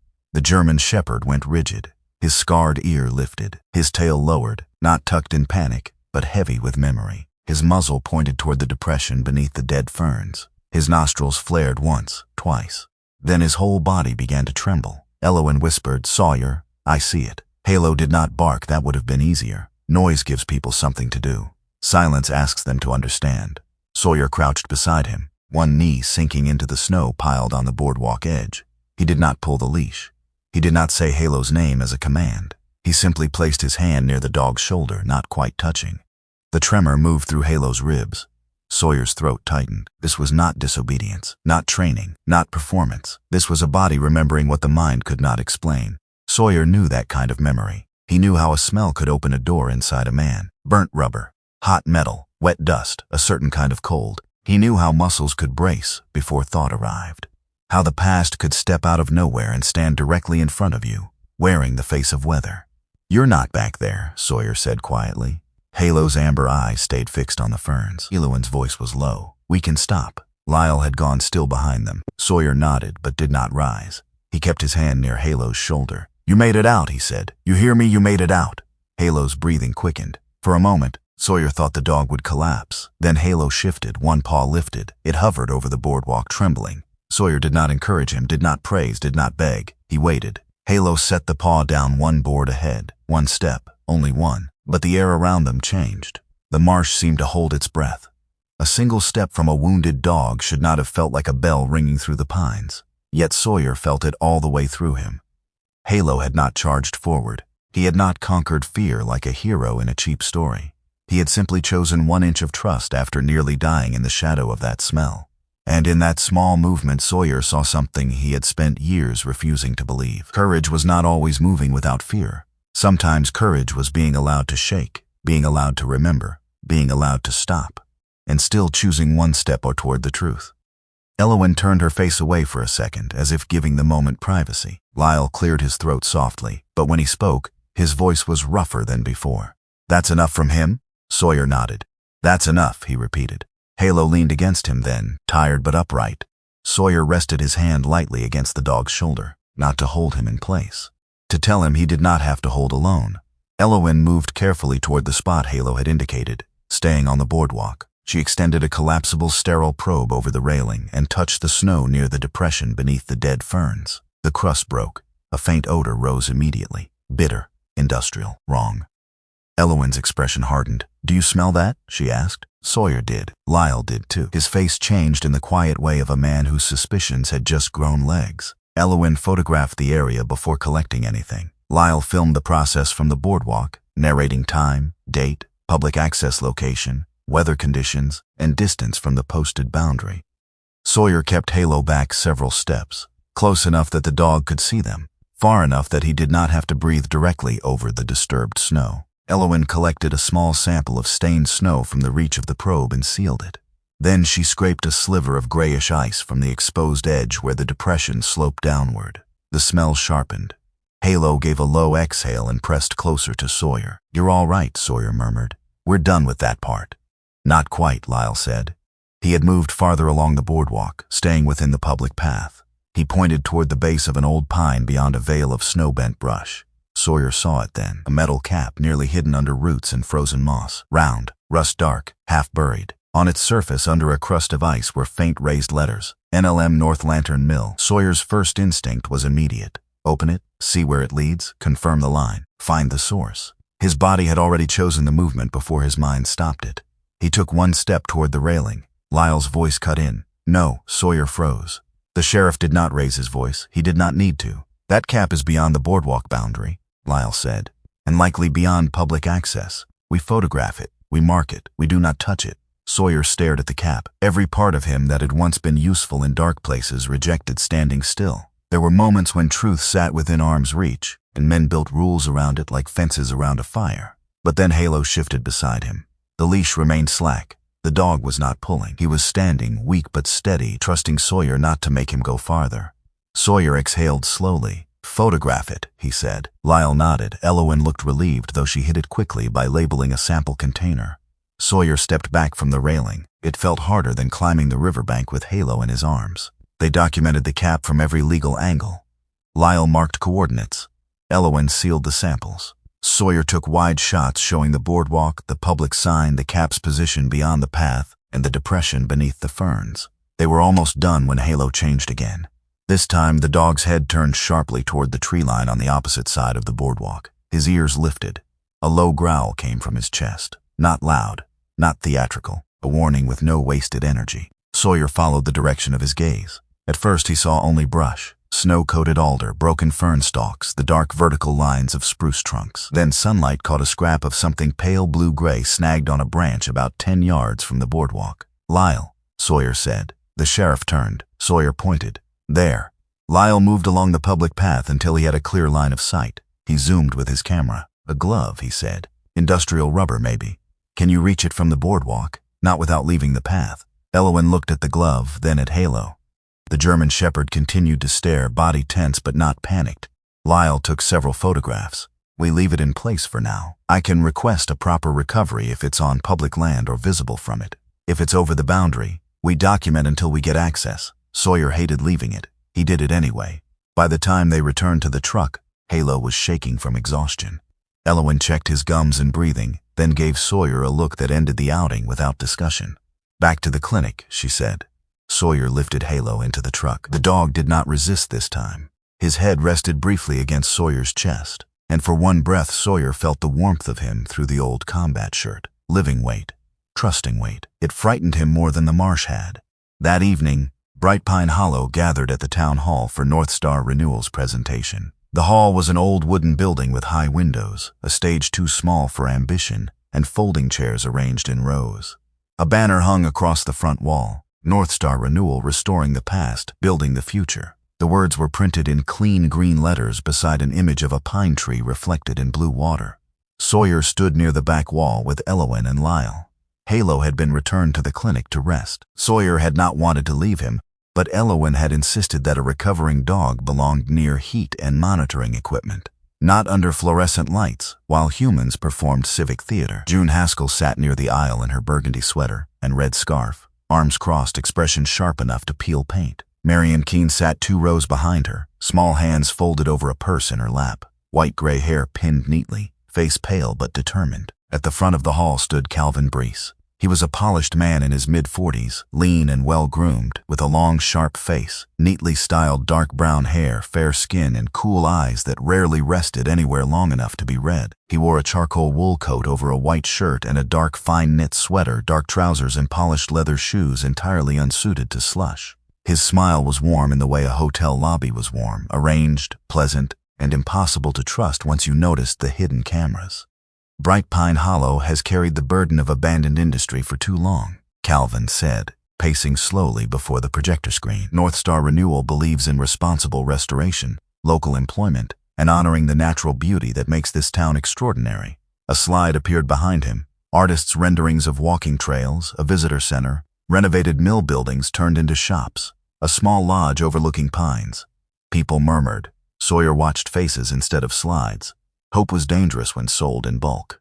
Mitch Hanley stood near the front, arms folded over a navy gray plaid flannel shirt beneath a dark brown canvas work jacket. He was 37, sturdy and working class, with a square-tired face, short sandy brown hair, fair skin lightly weathered by cold and long shifts, and hazel brown eyes with permanent worry beneath them.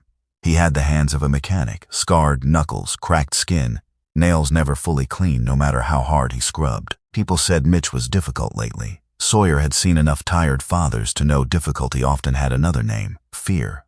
When Calvin spoke of construction jobs, Mitch's eyes lifted. When Calvin spoke of local contracts, several men along the wall shifted forward. When Calvin spoke of a future our children can inherit, a few women nodded. Sawyer did not despise them for it. That made the room harder. Calvin clicked to another slide. We understand concerns about older industrial sites. That is why our environmental review process is thorough, modern, and transparent. At the word transparent, June made a sound into her coffee that might have been a cough or a verdict. Calvin continued smoothly. There have been rumors, as there always are when change comes. Let me assure you, North Star Renewal is committed to safety, compliance, and community partnership. Elowen's face remained still. Lyle's did too. Sawyer felt his own anger settle lower, colder. Rumors. That was what men like Calvin did. They did not begin by saying you were wrong. They began by making your truth sound like weather gossip. A hand rose near the front. Mitch Hanley stood. My brother's been out of work since the county road crew cut hours, Mitch said. His voice was rough, not angry yet, but close. I've got a daughter, mortgage, truck payment. We need jobs here, not more studies. A murmur of agreement passed through the hall. Calvin nodded with practiced compassion. Mr. Hanley, that is exactly why we are here.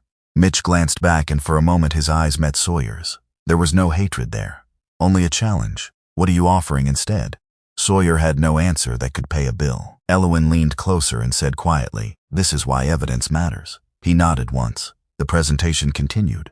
Maps appeared but none showed the old auxiliary line. Photos appeared but none showed the Marsh Depression. Words appeared, words so clean they could have been washed before entering the room. Renewal, partnership, stewardship, opportunity. Sawyer thought of Halo's single step on the boardwalk. No slide in the room was as honest as that. After the meeting ended, people gathered in small clusters. Some approached Calvin, some approached Mitch. A few looked toward Elowen but did not come closer. Marion slipped out quietly with June, who touched the older woman's elbow with unusual gentleness.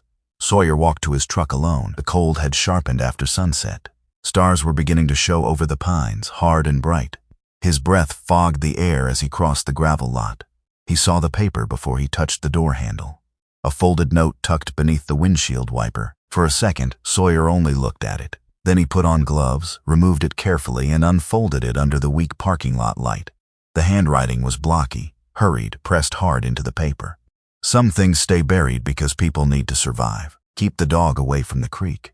Sawyer stood in the cold, the note held between gloved fingers. Across the lot, laughter spilled briefly from the town hall doors, then vanished as they closed. Behind him, Bright Pine Hollow glowed with porch lights, diner lights, church lights, small human stars against the northern dark. Sawyer folded the note once, not with fear, with care. Evidence deserved care. Then he looked toward the road that led back to the clinic, where Halo slept under warm light, still recovering from a truth someone wanted buried. Sawyer got into the truck. This time, when anger came, he did not let it drive. He placed the note in an evidence bag from the glove box, sealed it, and started the engine. By late afternoon, the sky above Bright Pine Hollow had lost its blue. The change came slowly at first. A gray veil moved over the sun. The clean shine on the snow dulled. The pine tops along the northern ridge began to sway, not violently, but with the wary rhythm of old giants hearing trouble before smaller creatures did. By 5 o'clock, the storm had arrived.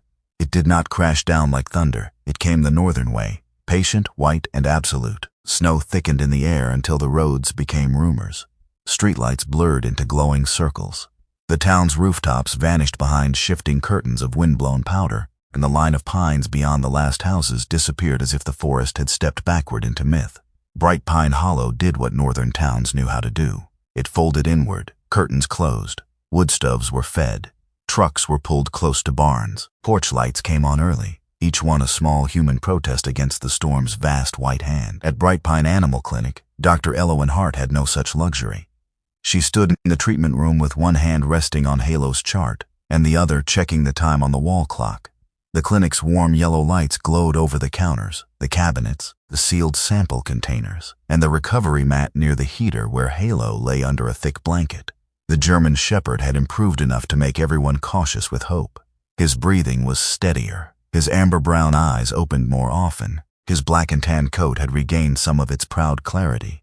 Black saddleback, warm tan chest and legs, dark face, alert ears, and that slightly silvered muzzle that made him look like a tired old soldier, despite being only 7. But recovery had not returned his strength all at once. He still moved slowly. His muscles still trembled when he tried to stand too long.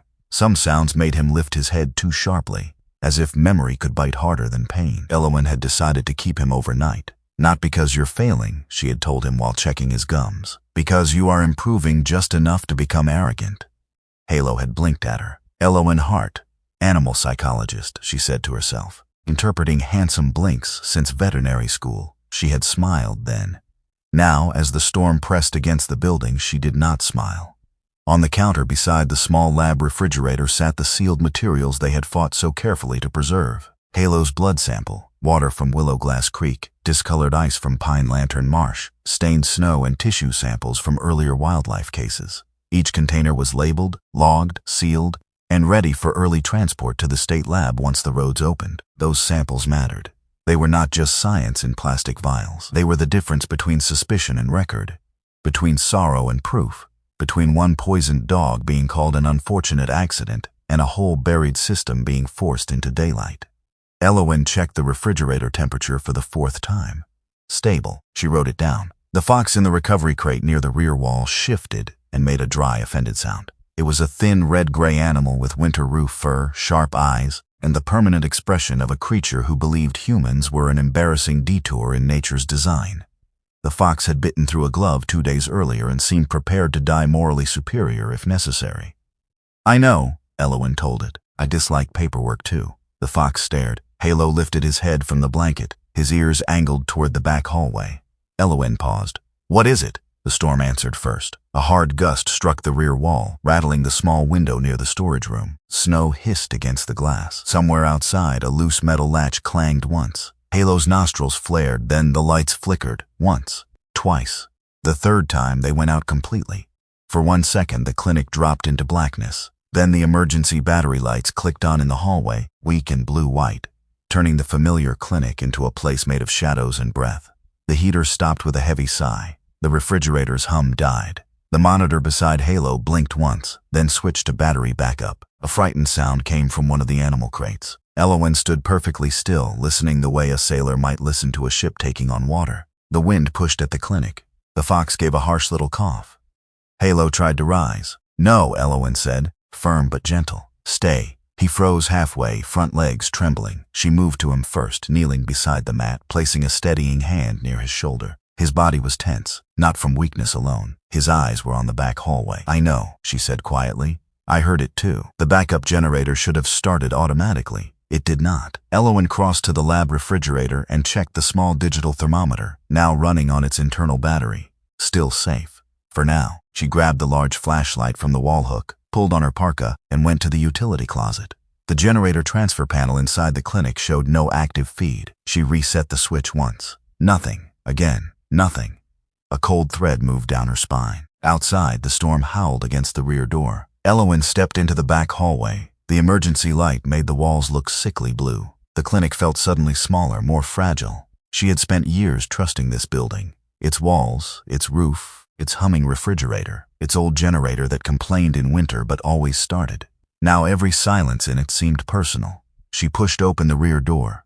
The wind hit her like a thrown blanket full of ice. Snow drove sideways across the small fenced service yard behind the clinic. The generator shed stood 20 feet away, half swallowed by drifts. Elowen bent her head and forced her way toward it, boots sinking deep. The flashlight beam jumped in the storm, catching flashes of white fence wire, stacked crates, and the dark square of the shed door. The door resisted. Then it gave with a frozen squeal. Inside, the generator sat silent. At first, Elowen hoped for the ordinary kind of insult. Iced vent, tripped breaker, low fuel, some mechanical failure that would allow her to be angry at a machine instead of a person. Her flashlight fell on the transfer box. The cover hung crooked. The lower hinge had been forced. One wire had been pulled loose by hand or tool, not torn by wind, not chewed by an animal, not shaken free by age. The metal around the latch was dented.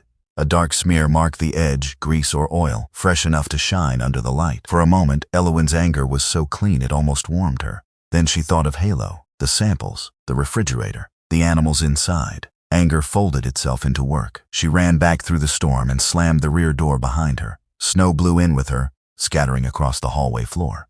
Her phone was already in her hand. Sawyer answered on the first ring. "Power's out," she said. "Backup generator failed. Transfer box was forced. Wire pulled. Samples are in the lab fridge.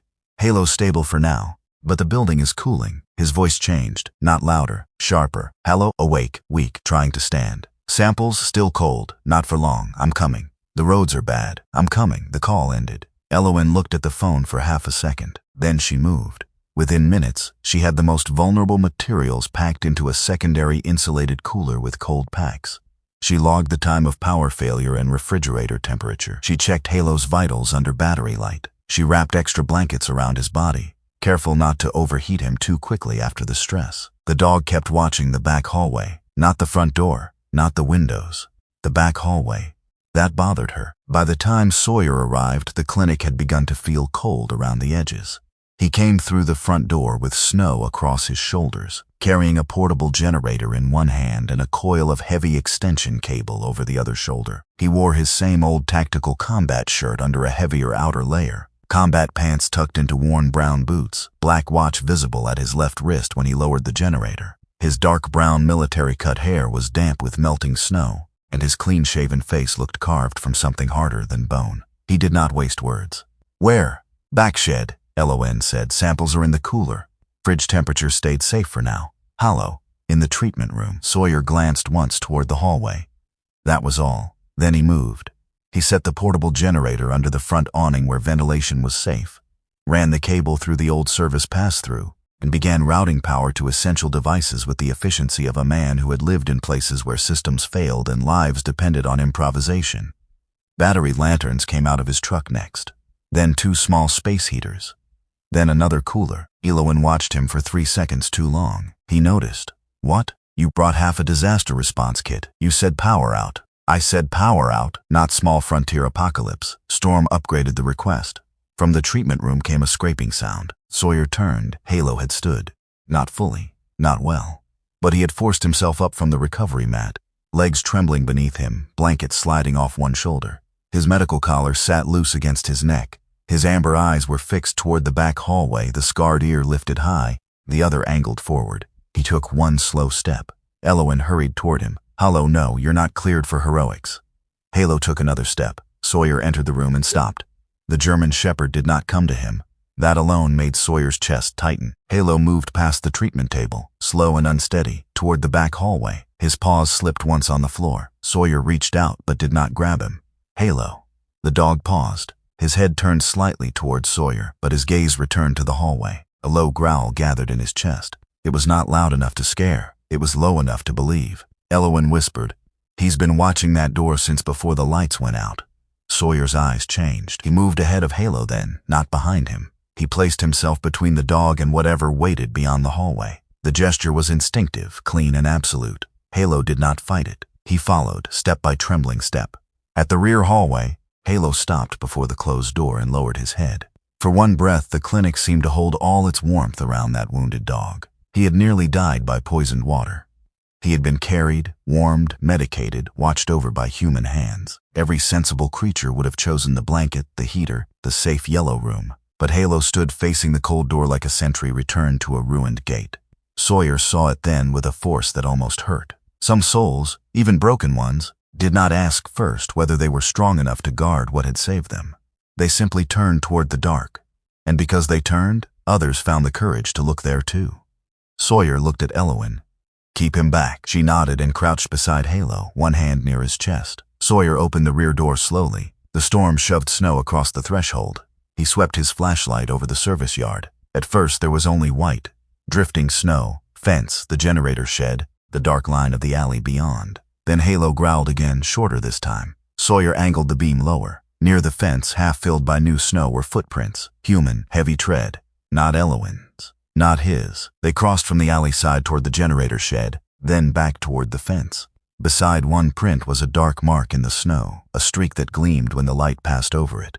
Oil or grease.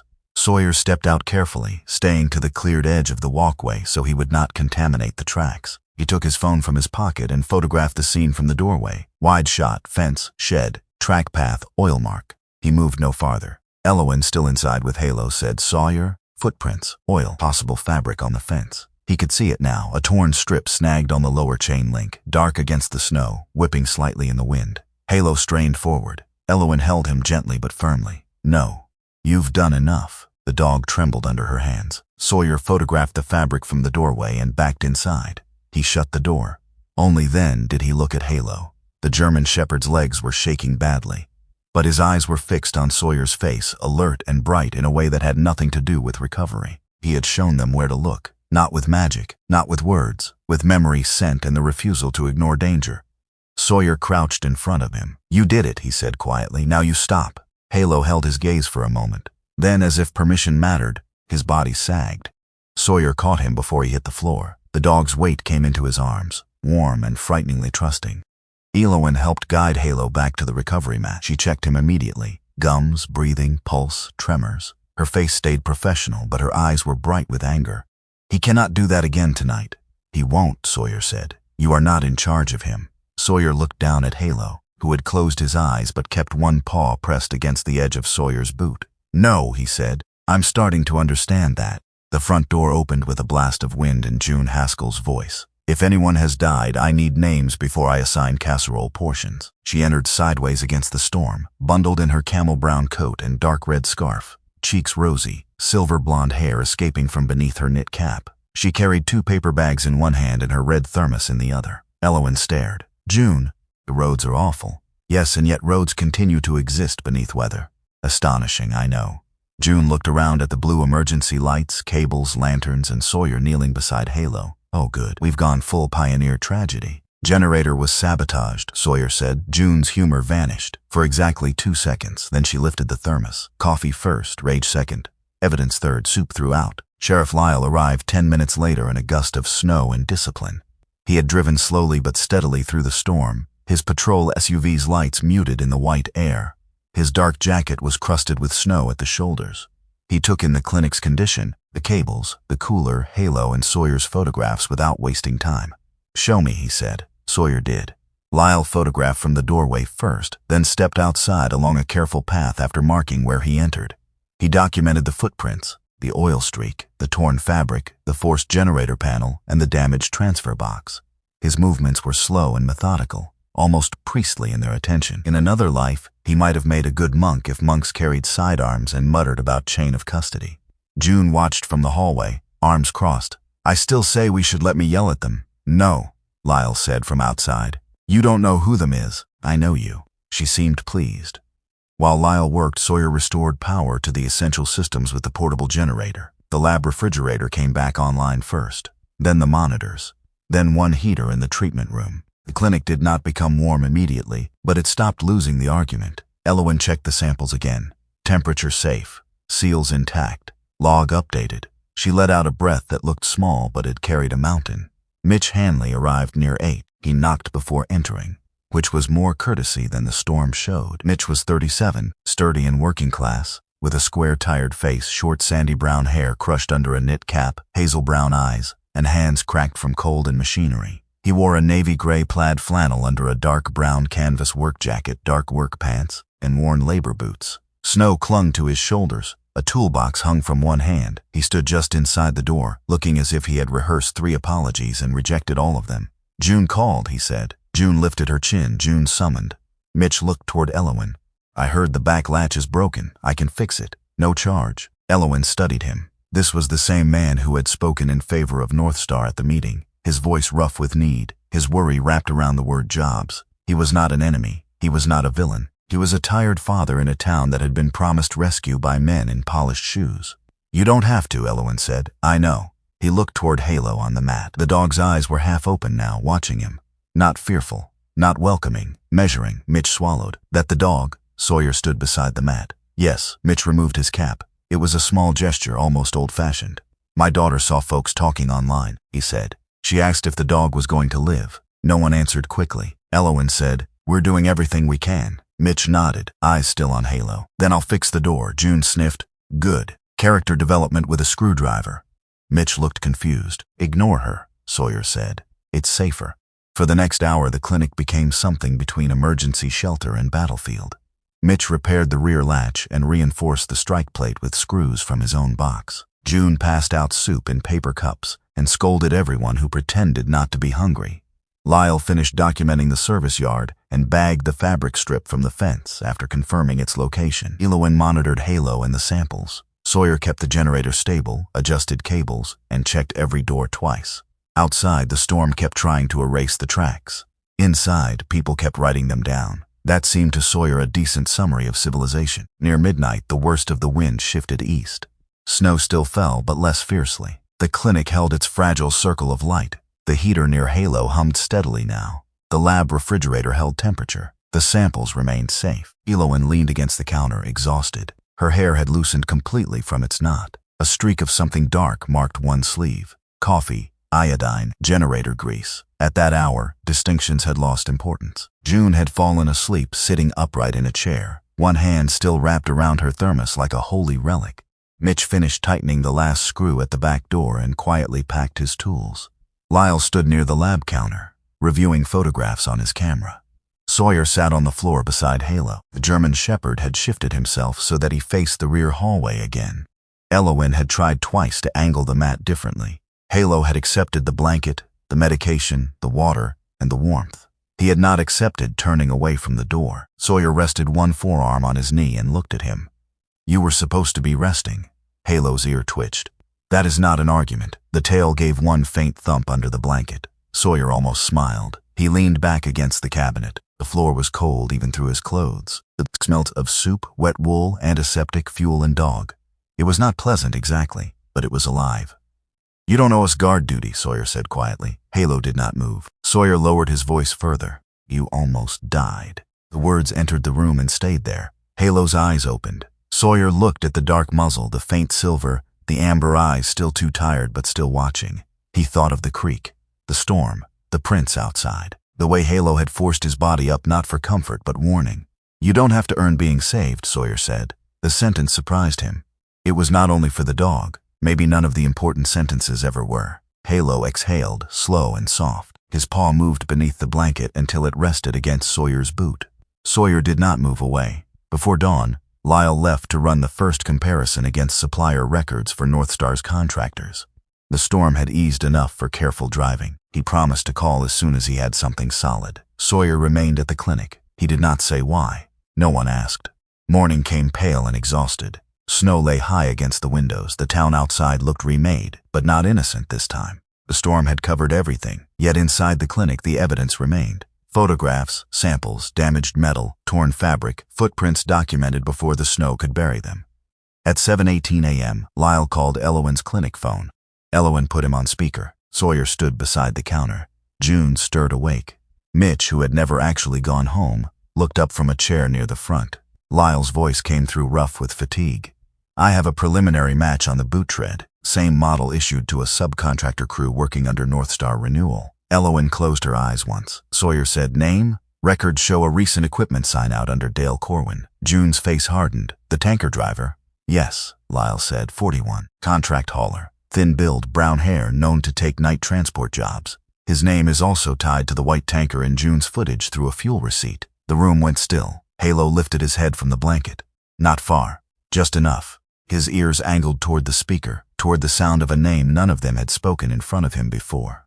Sawyer looked down at the dog. Halo's eyes were open, and in their amber depths, tired but clear, there was no confusion, only recognition. The morning after the storm, Bright Pine Hollow looked as if heaven had tried to erase every footprint. Snow lay high against porch steps and fence posts. The roofs of the town hall, the diner, the church, and the feed store all wore clean white caps. Pine branches bowed beneath the weight of it. The streets had been plowed into narrow lanes, with high walls of snow on either side, so that every truck passing through town looked as if it were traveling inside a white canyon. But the storm had not erased everything. It had not erased the photographs Sheriff Lyle Granger had taken behind Bright Pine Animal Clinic. It had not erased the torn strip of fabric from the fence. It had not erased the damaged generator box, the broken latch, the footprints, the oil smear, or the samples Elwyn Hart had fought to keep cold. Most of all, it had not erased Halo. The German Shepherd was still alive. By late afternoon, word had spread through town that there would be an emergency meeting at the old wooden town hall. No one needed to be forced to attend. Bright Pine Hollow was too small for secrets and too frightened for silence. People came in heavy coats and snow boots, shaking white powder from their shoulders, carrying worry like another layer of clothing. The hall was warm but tense. Rows of folding chairs filled quickly. Men from the road crew sat near ranchers. Shop owners sat beside retired mill workers. A few mothers stood near the back wall with their arms crossed, listening as if the room itself might lie to them. The air smelled of wet wool, coffee, old varnished wood, and the faint metallic scent of fear. At the front stood a long table. On it were folders, photographs, sealed evidence bags, a printed map, and a small projector.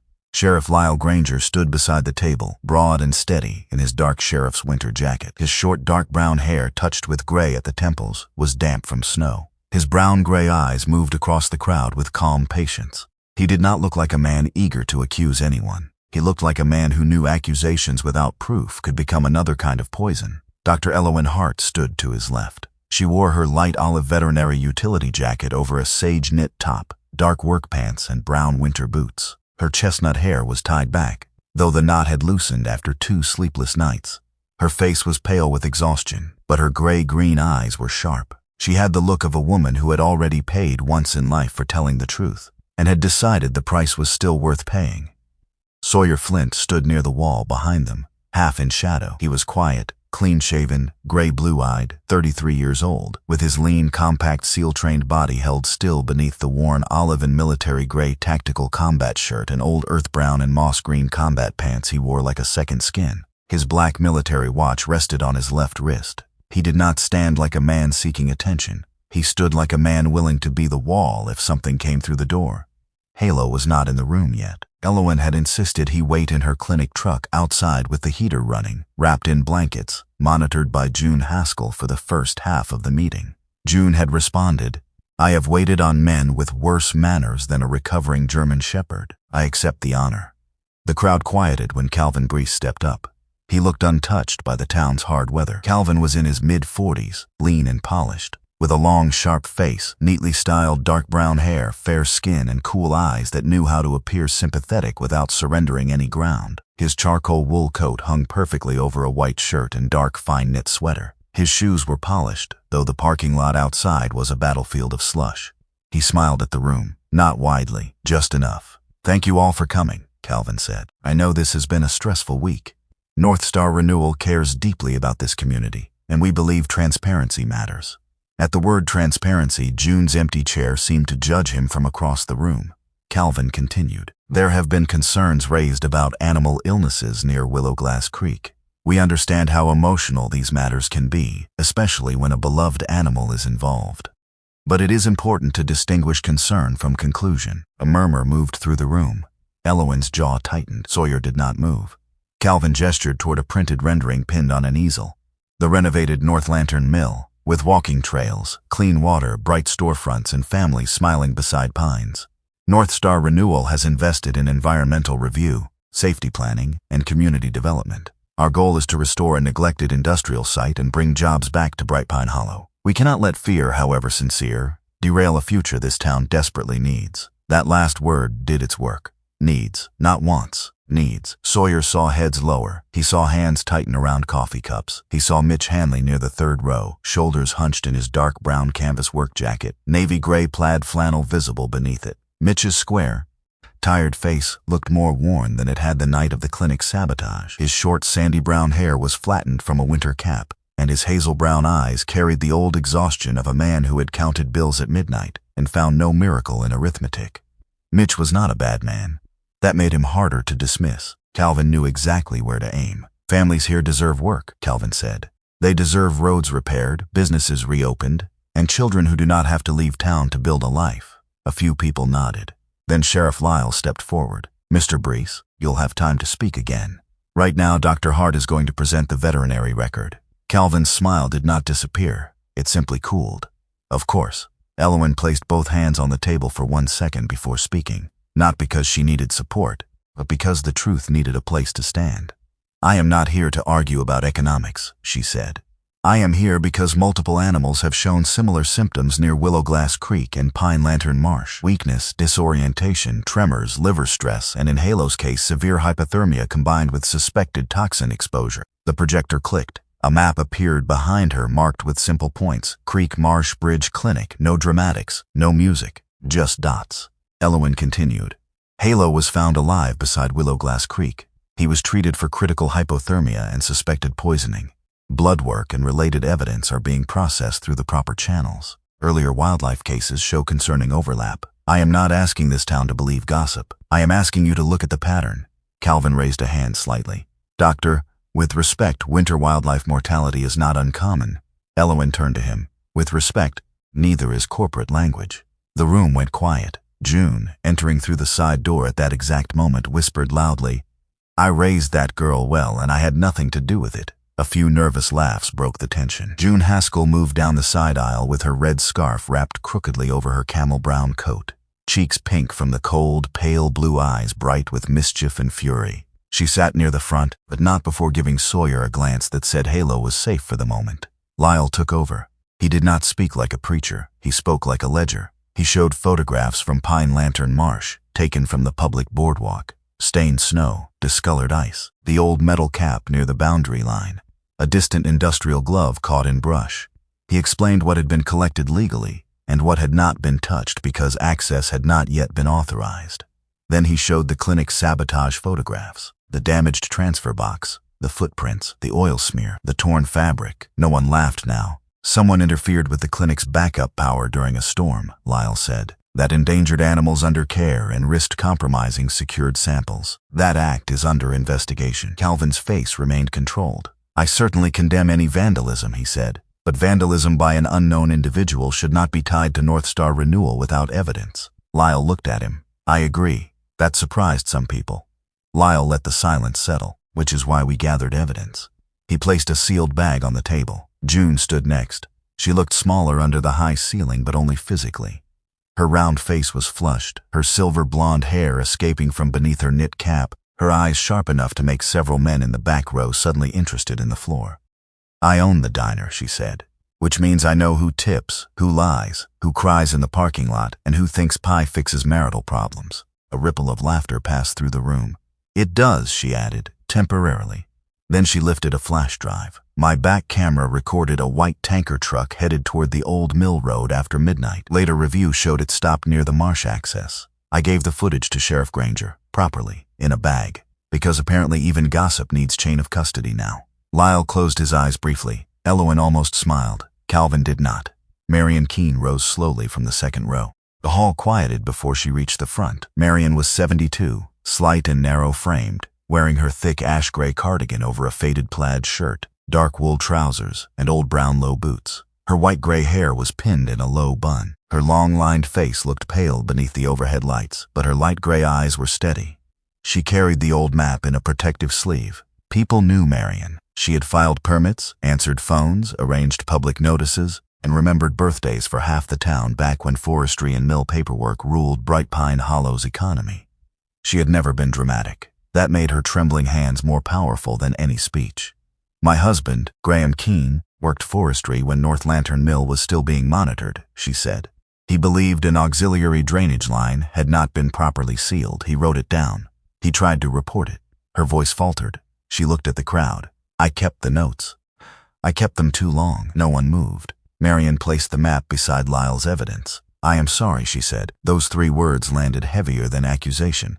Mitch Hanley lowered his head. For a moment, the room was not divided between sides. It was simply full of people remembering all the times they had survived by not asking. Then Calvin stepped forward again. "I respect Mrs. Keene's memories," he said smoothly. "But an old handwritten note is not proof of current contamination. We must be careful not to create panic based on documents whose context may be incomplete." Sawyer pushed away from the wall. He had not planned to speak. The room turned toward him. He walked to the front slowly, not like a man performing anger, but like a man carrying something fragile and dangerous. "I found Halo under Willowglass Bridge," Sawyer said. His voice was quiet. The hall listened harder because of it. He was half in the snow, half near the ice. His coat was soaked. His mouth had foam on it. His paws were cut from trying to crawl out. He was shaking so hard I thought his body would break before I got him to the truck. No one interrupted. He is not a rumor. He is not a political position. He is not an obstacle to a construction schedule. Sawyer looked across the room. His eyes stopped briefly on Mitch, not accusing him, only including him. Halo is a living creature who almost died where that water runs. He turned toward Calvin. If this town has to pretend not to see that in order to have a future, then the future being sold here is already rotten at the foundation. The words did not explode. They sank, deep. For several seconds, even Calvin had nothing ready. From outside the side entrance came a soft sound, not a bark, a low, breath-worn whine. Sawyer turned before anyone else did. The door opened, and Elowen's assistant helped June guide Halo carefully into the hall. The German Shepherd wore his fitted winter coat and stood on unsteady legs, his black and tan body still lean from illness. His dark muzzle silvered with weakness, amber-brown eyes alert beneath tired lids.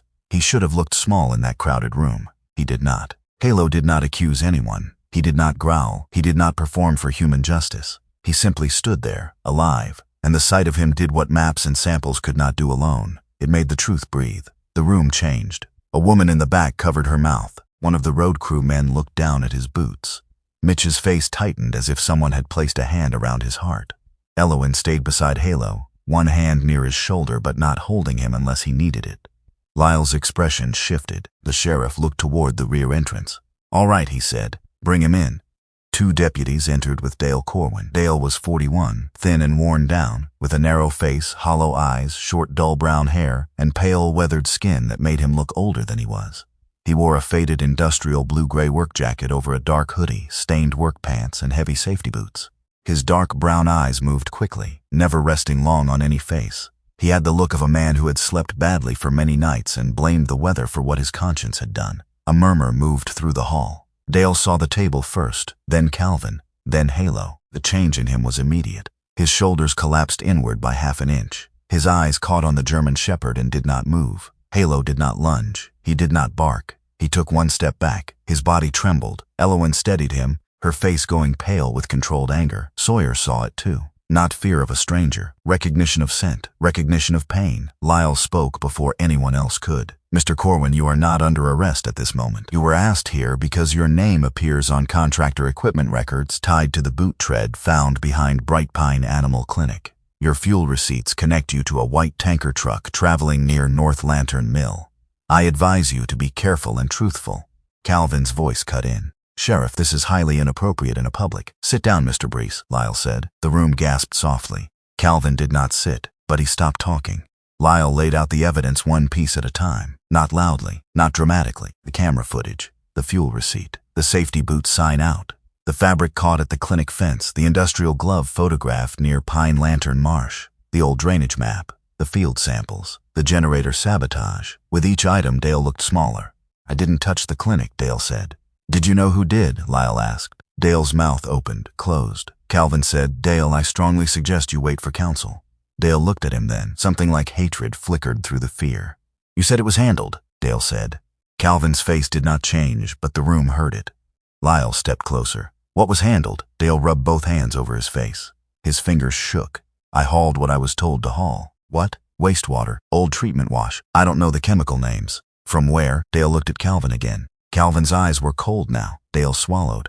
"From temporary storage tanks near North Lantern. Night runs." "Where did it go?" "No."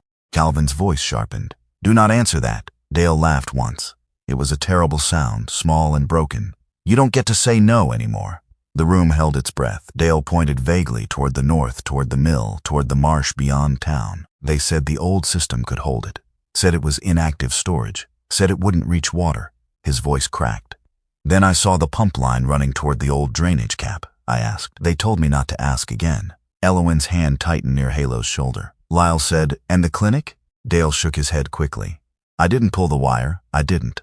But I knew they wanted the samples ruined. Somebody said if the fridge warmed up, the whole thing would get muddy. I heard that. I didn't stop it." "Who said it?" Dale looked at Calvin. Calvin looked at the crowd, not at Dale. His polished silence betrayed him more than a confession would have. Then Lyle's phone rang. The sound was small, ordinary, almost rude in the charged room. He answered, listened, and turned slightly away. The hall waited. Even June did not speak. When Lyle faced them again, his expression had changed.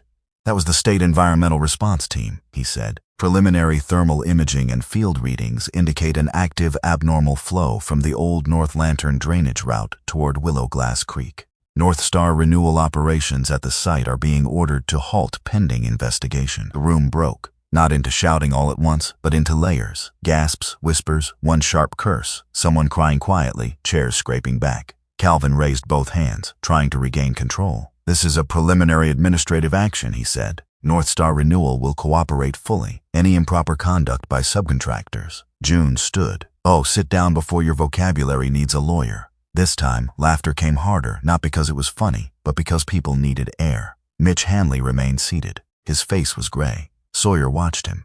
Mitch stared at Halo, then at Dale, then at the floor. The promised jobs, the future, the road repairs, the hope he had clung to, none of it vanished from needing. That was the cruelty.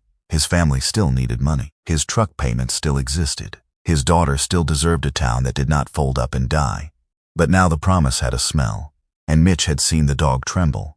Marianne Keene had not moved from the front table. While the room churned around her, she bent over the old map again. Her pale fingers traced Graham's penciled lines, not the main one Lyle had shown, but another mark almost hidden beneath a fold. Her breath caught. Elowen noticed first. "Marian?" The old woman did not answer. She pulled the map closer, her face losing color. Lyle stepped toward her. "What is it?" Marian tapped a thin dashed line branching away from the known drainage route. It did not run toward Willow Glass Creek. It turned south, toward the lower part of town, toward the old residential wells below Millstone Row. "No," Marian whispered. "No." Graham marked another branch. Sawyer came to the table. The hall's noise faded as people saw their faces. Marian looked up, eyes wet with horror.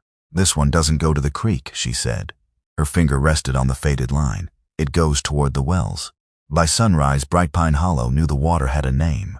Not a rumor, not a winter sickness, not an unfortunate coincidence whispered over coffee and then buried beneath firewood bills and polite fear. The State Environmental Response Team arrived before the church bell struck 9.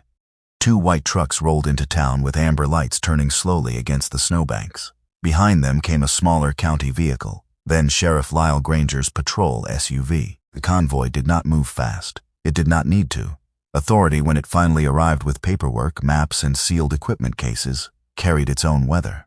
At North Lantern Mill, yellow tape went across the main access gate. The old mill building stood beyond it, dark and tired beneath the winter sun. Their broken windows reflected the snow like blind eyes. The tall chimney, long dead, rose over the roofline as if still waiting for smoke that would never come. For years, Bright Pine Hollow had driven past the place and called it abandoned. Now people stood at the roadside and understood it had not been empty at all. It had been keeping something. A woman named Tessa Roan stepped from the lead truck and took charge with quiet force.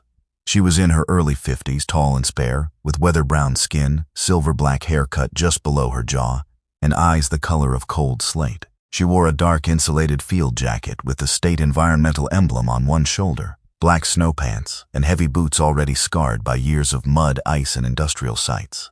Tessa did not smile to make people comfortable.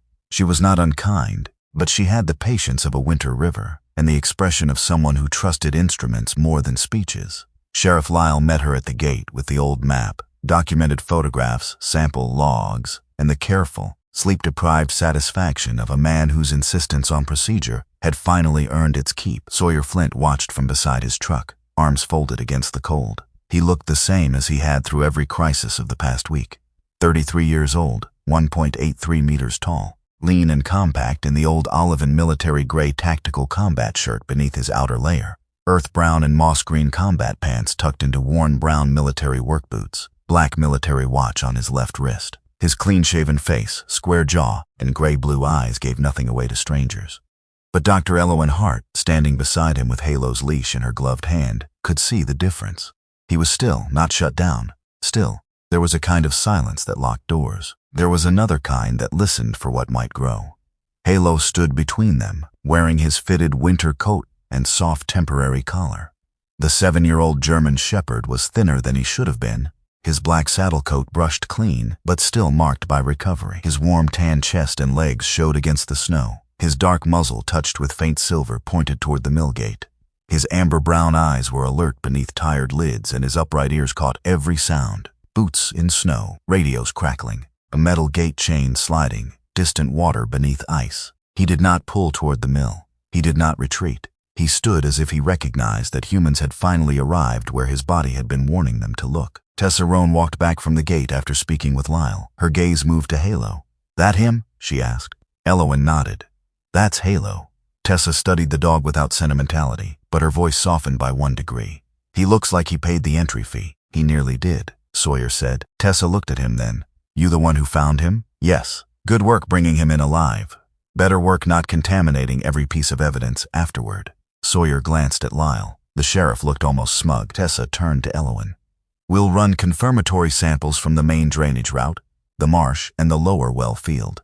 The old line is being blocked today. The secondary branch will be pressure checked before anyone tells residents their water is safe." Elowen's shoulders loosened, but only slightly. "And North Star? Suspended from site activity pending investigation. Their lawyers are already calling people whose phones are unfortunate enough to ring." June Haskell, who had arrived with a thermos under one arm and an expression of righteous ownership over public events, stepped closer. She wore her burgundy sweater under the camel brown coat, dark red scarf wrapped high, silver blonde hair tucked under her knit cap. Her pale blue eyes went from Tessa to the taped gate. "Are you the person in charge of making sure expensive men stop poisoning cheap water?" June asked. Tessa looked at her for a long second. Then she said, "I try." June held out the thermos. "Coffee. I don't accept gifts during an active investigation." "This is not a gift. It is fuel for justice." Tessa considered that, then accepted the cup. For the first time that morning, Sawyer almost smiled. But the day did not become easy simply because officials had arrived. By noon, notices went up across Bright Pine Hollow. Water testing, temporary precautions, no use of several old residential wells until cleared. Avoid contact with Willow Glass Creek below North Lantern drainage. Report unusual animal behavior. Do not remove signs. Do not interfere with crews. The words were clean. Their effect was not. People stood before the notices in silence. Some looked frightened. Some looked angry. A few looked ashamed. Others looked at the mill gate as though it had personally betrayed them. Perhaps it had. Or perhaps they had all betrayed one another a little by believing a promise because they needed it badly enough. Mitch Hanley stood near Millstone Row, where the lower houses sat closest to the old well field. Snow clung to his dark brown canvas work jacket. His square, tired face had gone pale beneath the stubble along his jaw. His hazel brown eyes followed a state technician placing bright orange markers near a wellhead behind one of the small houses. Mitch had wanted North Star renewal to be true. That was the worst part. He had not wanted poison. He had wanted work, a paycheck, a reason his daughter would not one day leave Bright Pine Hollow and describe it as the place people escaped from. He had wanted the town to be saved by men with plans, contracts, clean boots, and words like renewal. Now a county volunteer handed him a case of bottled water for the houses waiting on well tests. Mitch looked at it as if it weighed more than guilt. Sawyer walked up beside him. For a while neither man spoke. Finally Mitch said, "I was angry at you. I know. I thought you were going to ruin the only chance we had." Sawyer looked toward the flagged well. Maybe it was already ruined. Mitch swallowed. "My place is 2 houses down." Sawyer did not offer comfort too quickly. "Testing will tell. I keep thinking." Mitch's voice roughened and he stopped. Sawyer waited. Mitch shook his head. "Forget it." "No." Mitch looked over. Sawyer's face remained steady, but there was no impatience in it. Mitch looked back at the well marker. "I keep thinking of that dog backing away from Dale. I keep seeing it. All the reports, maps, samples, I heard them. But when Halo stepped back like that..."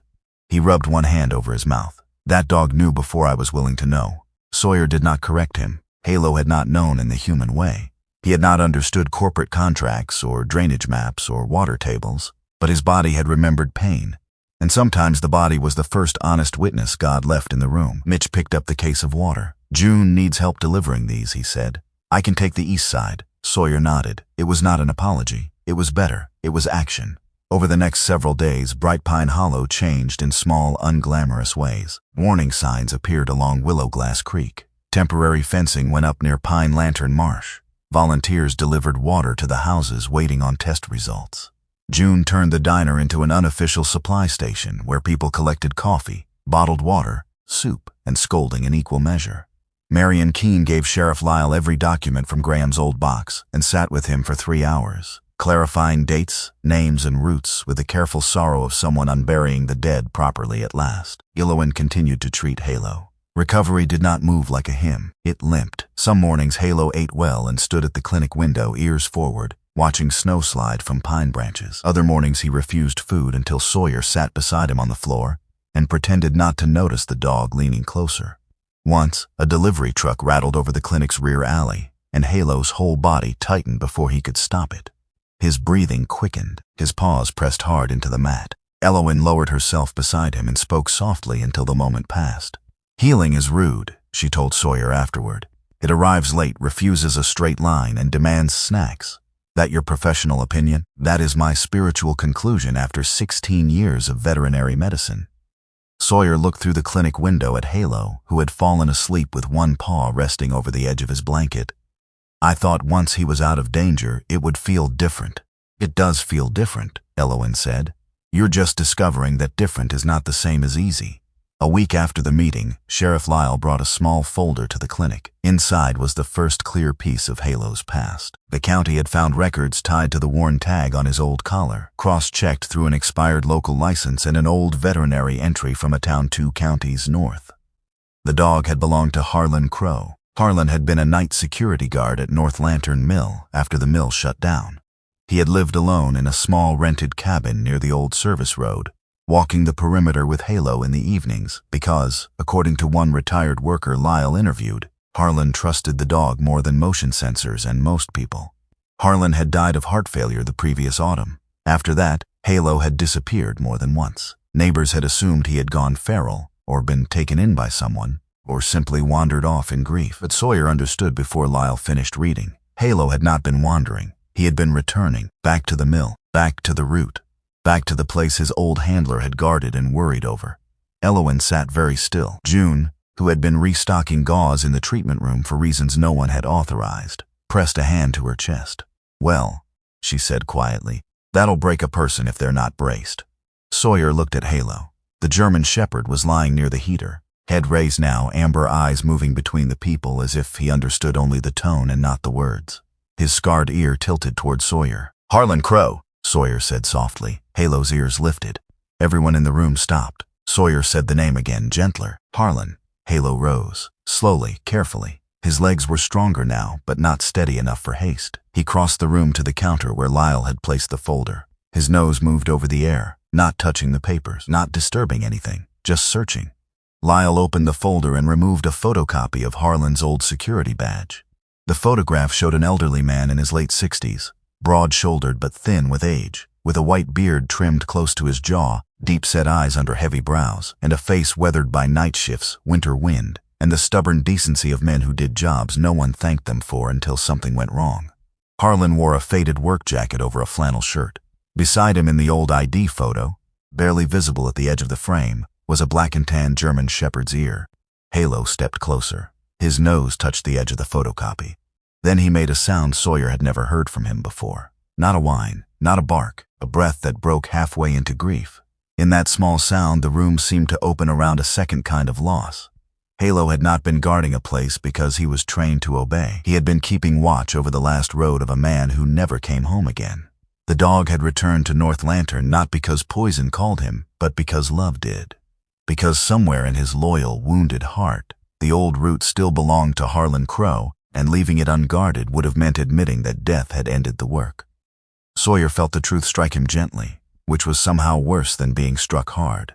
Halo had almost died trying to keep a promise no human had asked him to keep. And Sawyer, who had spent years afraid of promises, found himself looking at a dog who had lived by one even after it hurt him. No one spoke for a long time. Then Halo lowered himself beside the counter, facing the folder as if standing vigil. Sawyer knelt beside him. He did not touch him at first. Some grief deserved a space before it deserved a hand. At last, Halo leaned his shoulder against Sawyer's knee. Sawyer rested his palm lightly against the dog's neck. "I know," he whispered. Though he did not know exactly what he meant, maybe that was all right. Some comfort did not require translation. 2 days later, Elowen made the suggestion that changed Sawyer's cabin. "He needs quiet," she said. Halo was resting in the treatment room after a short walk around the clinic. Outside, the first hints of thaw had begun to soften the snow piled along the road. The sun stayed longer each afternoon. Water dripped from the eaves in slow silver threads. "He has quiet here," Sawyer said. Elowen gave him a look.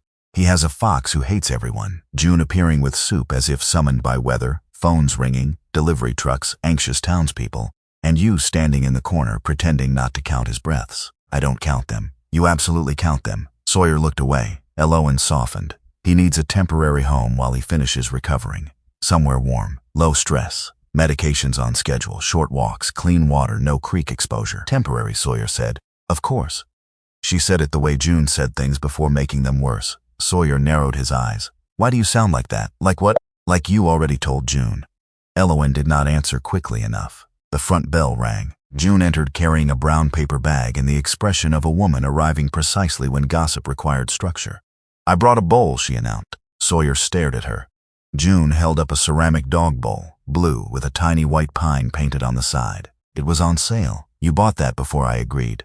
I am a woman of faith. This is temporary, June smiled. That's what men say before they learn the price of engraved name tags.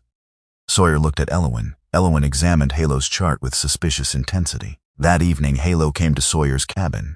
The cabin sat near the tree line, built of dark pine logs with a low roof, a small porch, and windows that looked out toward the northern woods. It had always been clean, functional, warm enough. A place for one man who kept things simple because simple things did not ask questions. Sawyer brought Halo inside and set the blue bowl near the kitchen. Halo sniffed the room carefully. The wood stove, the rug, the boots by the door, the old leather chair, the narrow hallway, the window facing the pines. He moved slowly, still recovering, but with that measured dignity working dogs carried even when weak. Sawyer placed a thick blanket near the stove. There, he said, best room in the house. Halo looked at the blanket, then walked past it. His legs trembled with the effort, but he continued to the space between the front door and Sawyer's bedroom hallway. There, he turned once and lowered himself carefully to the floor, facing the entrance. Sawyer stood beside the stove. No, Halo closed his eyes. That is not your post. The scarred ear twitched. Sawyer stared at him, then looked at the door, then back at the dog. Weak as he was, Halo had positioned himself between Sawyer and whatever might come in. Sawyer let out a slow breath. You are terrible at temporary. The tail thumped once. Not much. Enough. The cabin changed after that. A blanket by the door. A bowl in the kitchen. Medication on the counter. A towel near the porch for wet paws. Quiet footfalls at night. The sound of another creature breathing while the stove clicked and the wind moved through the pines. At first, Sawyer tried to keep the changes contained. Then he stopped pretending. Somewhere between Halo refusing the stove blanket and June leaving a bag of dog biscuits on the porch, with a note reading temporary snacks. The cabin stopped feeling like a place built around absence. It became a place expecting someone to wake. One night, after Halo had been at the cabin almost a week, Sawyer opened the locked cabinet. He had avoided it for years. Inside were the pieces of a life he did not display. A worn unit patch, a broken watch, a folded photograph with edges soft from handling, and a length of paracord that had belonged to the man he had not reached in time. Not a dog, not a symbol, a man, a friend, a final promise that had become a wound. Sawyer sat on the floor with the cabinet open. For a while, he did nothing but hold the paracord. Halo rose from his place by the door and crossed the room slowly. He did not paw at Sawyer, did not lick his face, did not demand entry into grief like some clumsy human. He lay down beside him, close enough that Sawyer could feel his warmth, far enough that the grief still had room. The stove burned low. Outside, the pines creaked softly beneath old snow. Sawyer looked at the paracord in his hand, then at Halo. You would have liked him, he said. Halo's ear twitched. He was loud, worse than June. The tail moved once. Sawyer almost laughed. It came out rough, unfinished, but real. He placed the paracord back in the cabinet, not buried under everything else this time, but on the front shelf where he could see it. Then he set Halo's medical leash beside the cabinet door, not replacing, standing beside. Spring arrived like a shy apology. The snow did not vanish all at once. It softened first. Edges rounded. Ice thinned along roofs. Willowglass Creek began to speak louder beneath its frozen skin. Every day, state crews tested, dug, measured, sealed, and returned. The main discharge route was blocked. The secondary branch near the lower wells was traced and capped before it could do worse. Some wells came back clear. Others needed further treatment. The town did not celebrate. It exhaled carefully. The first report showed reduced contaminant levels in the upper creek after the drainage line was blocked. Not clean. Better. In Bright Pine Hollow, better was not a small word. Mitch joined the volunteer creek watch. He repaired signs, helped June deliver water, and built a temporary rack behind the diner for sample drop boxes. Marion walked slowly to the town hall one afternoon. and gave the county the last of Graham's old field notebooks.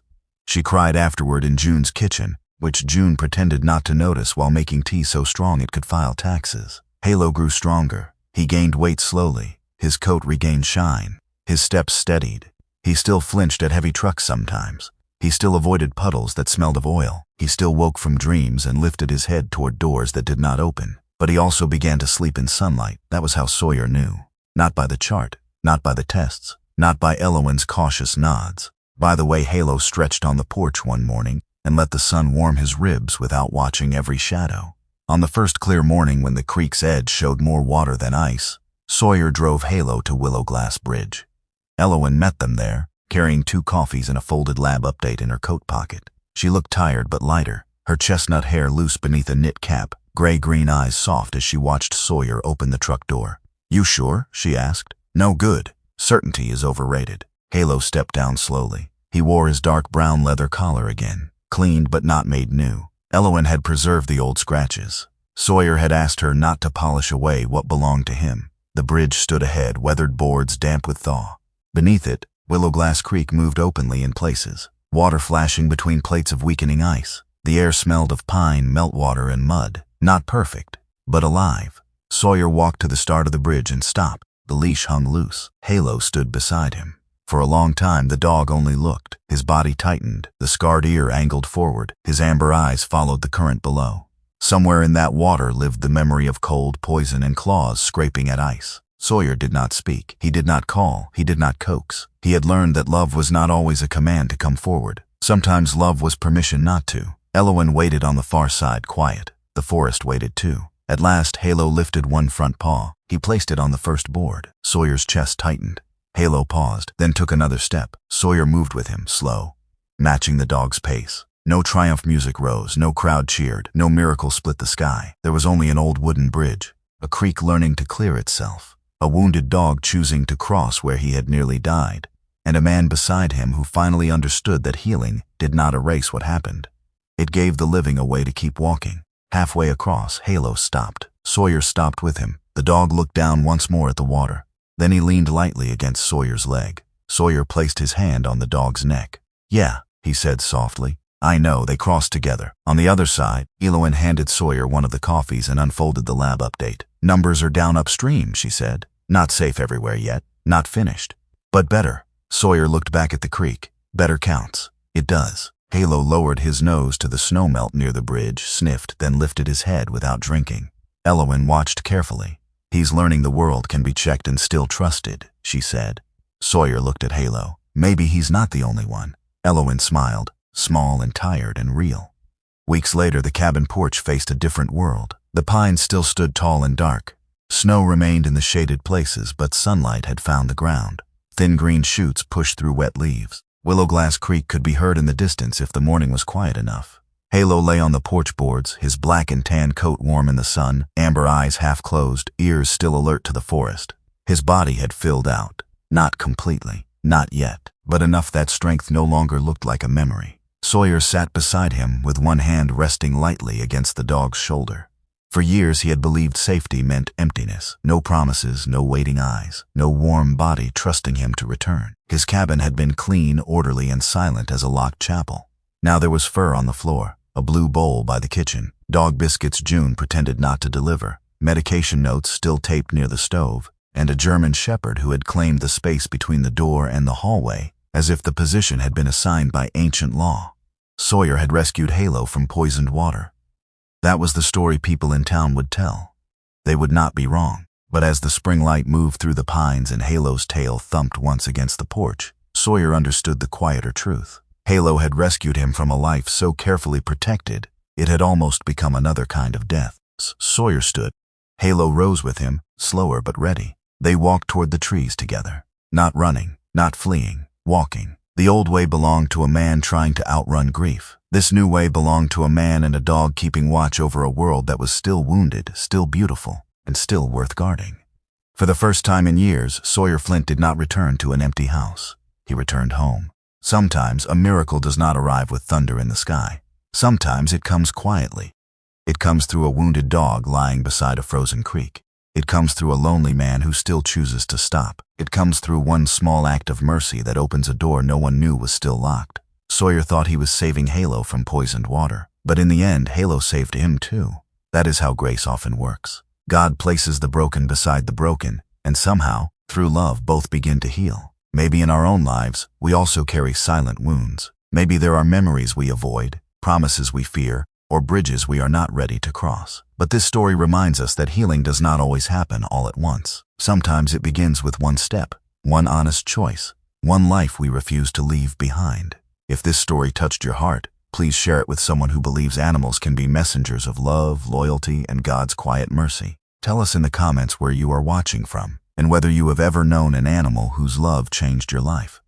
And if you want more stories of veterans, loyal dogs, courage, faith, and second chances, please subscribe to The Last Seal Shepherd. May God bless you, protect your home, comfort your heart, and guide your steps through every storm. Until the next story, remember this: even when the world feels cold, love can still find us by the water's edge.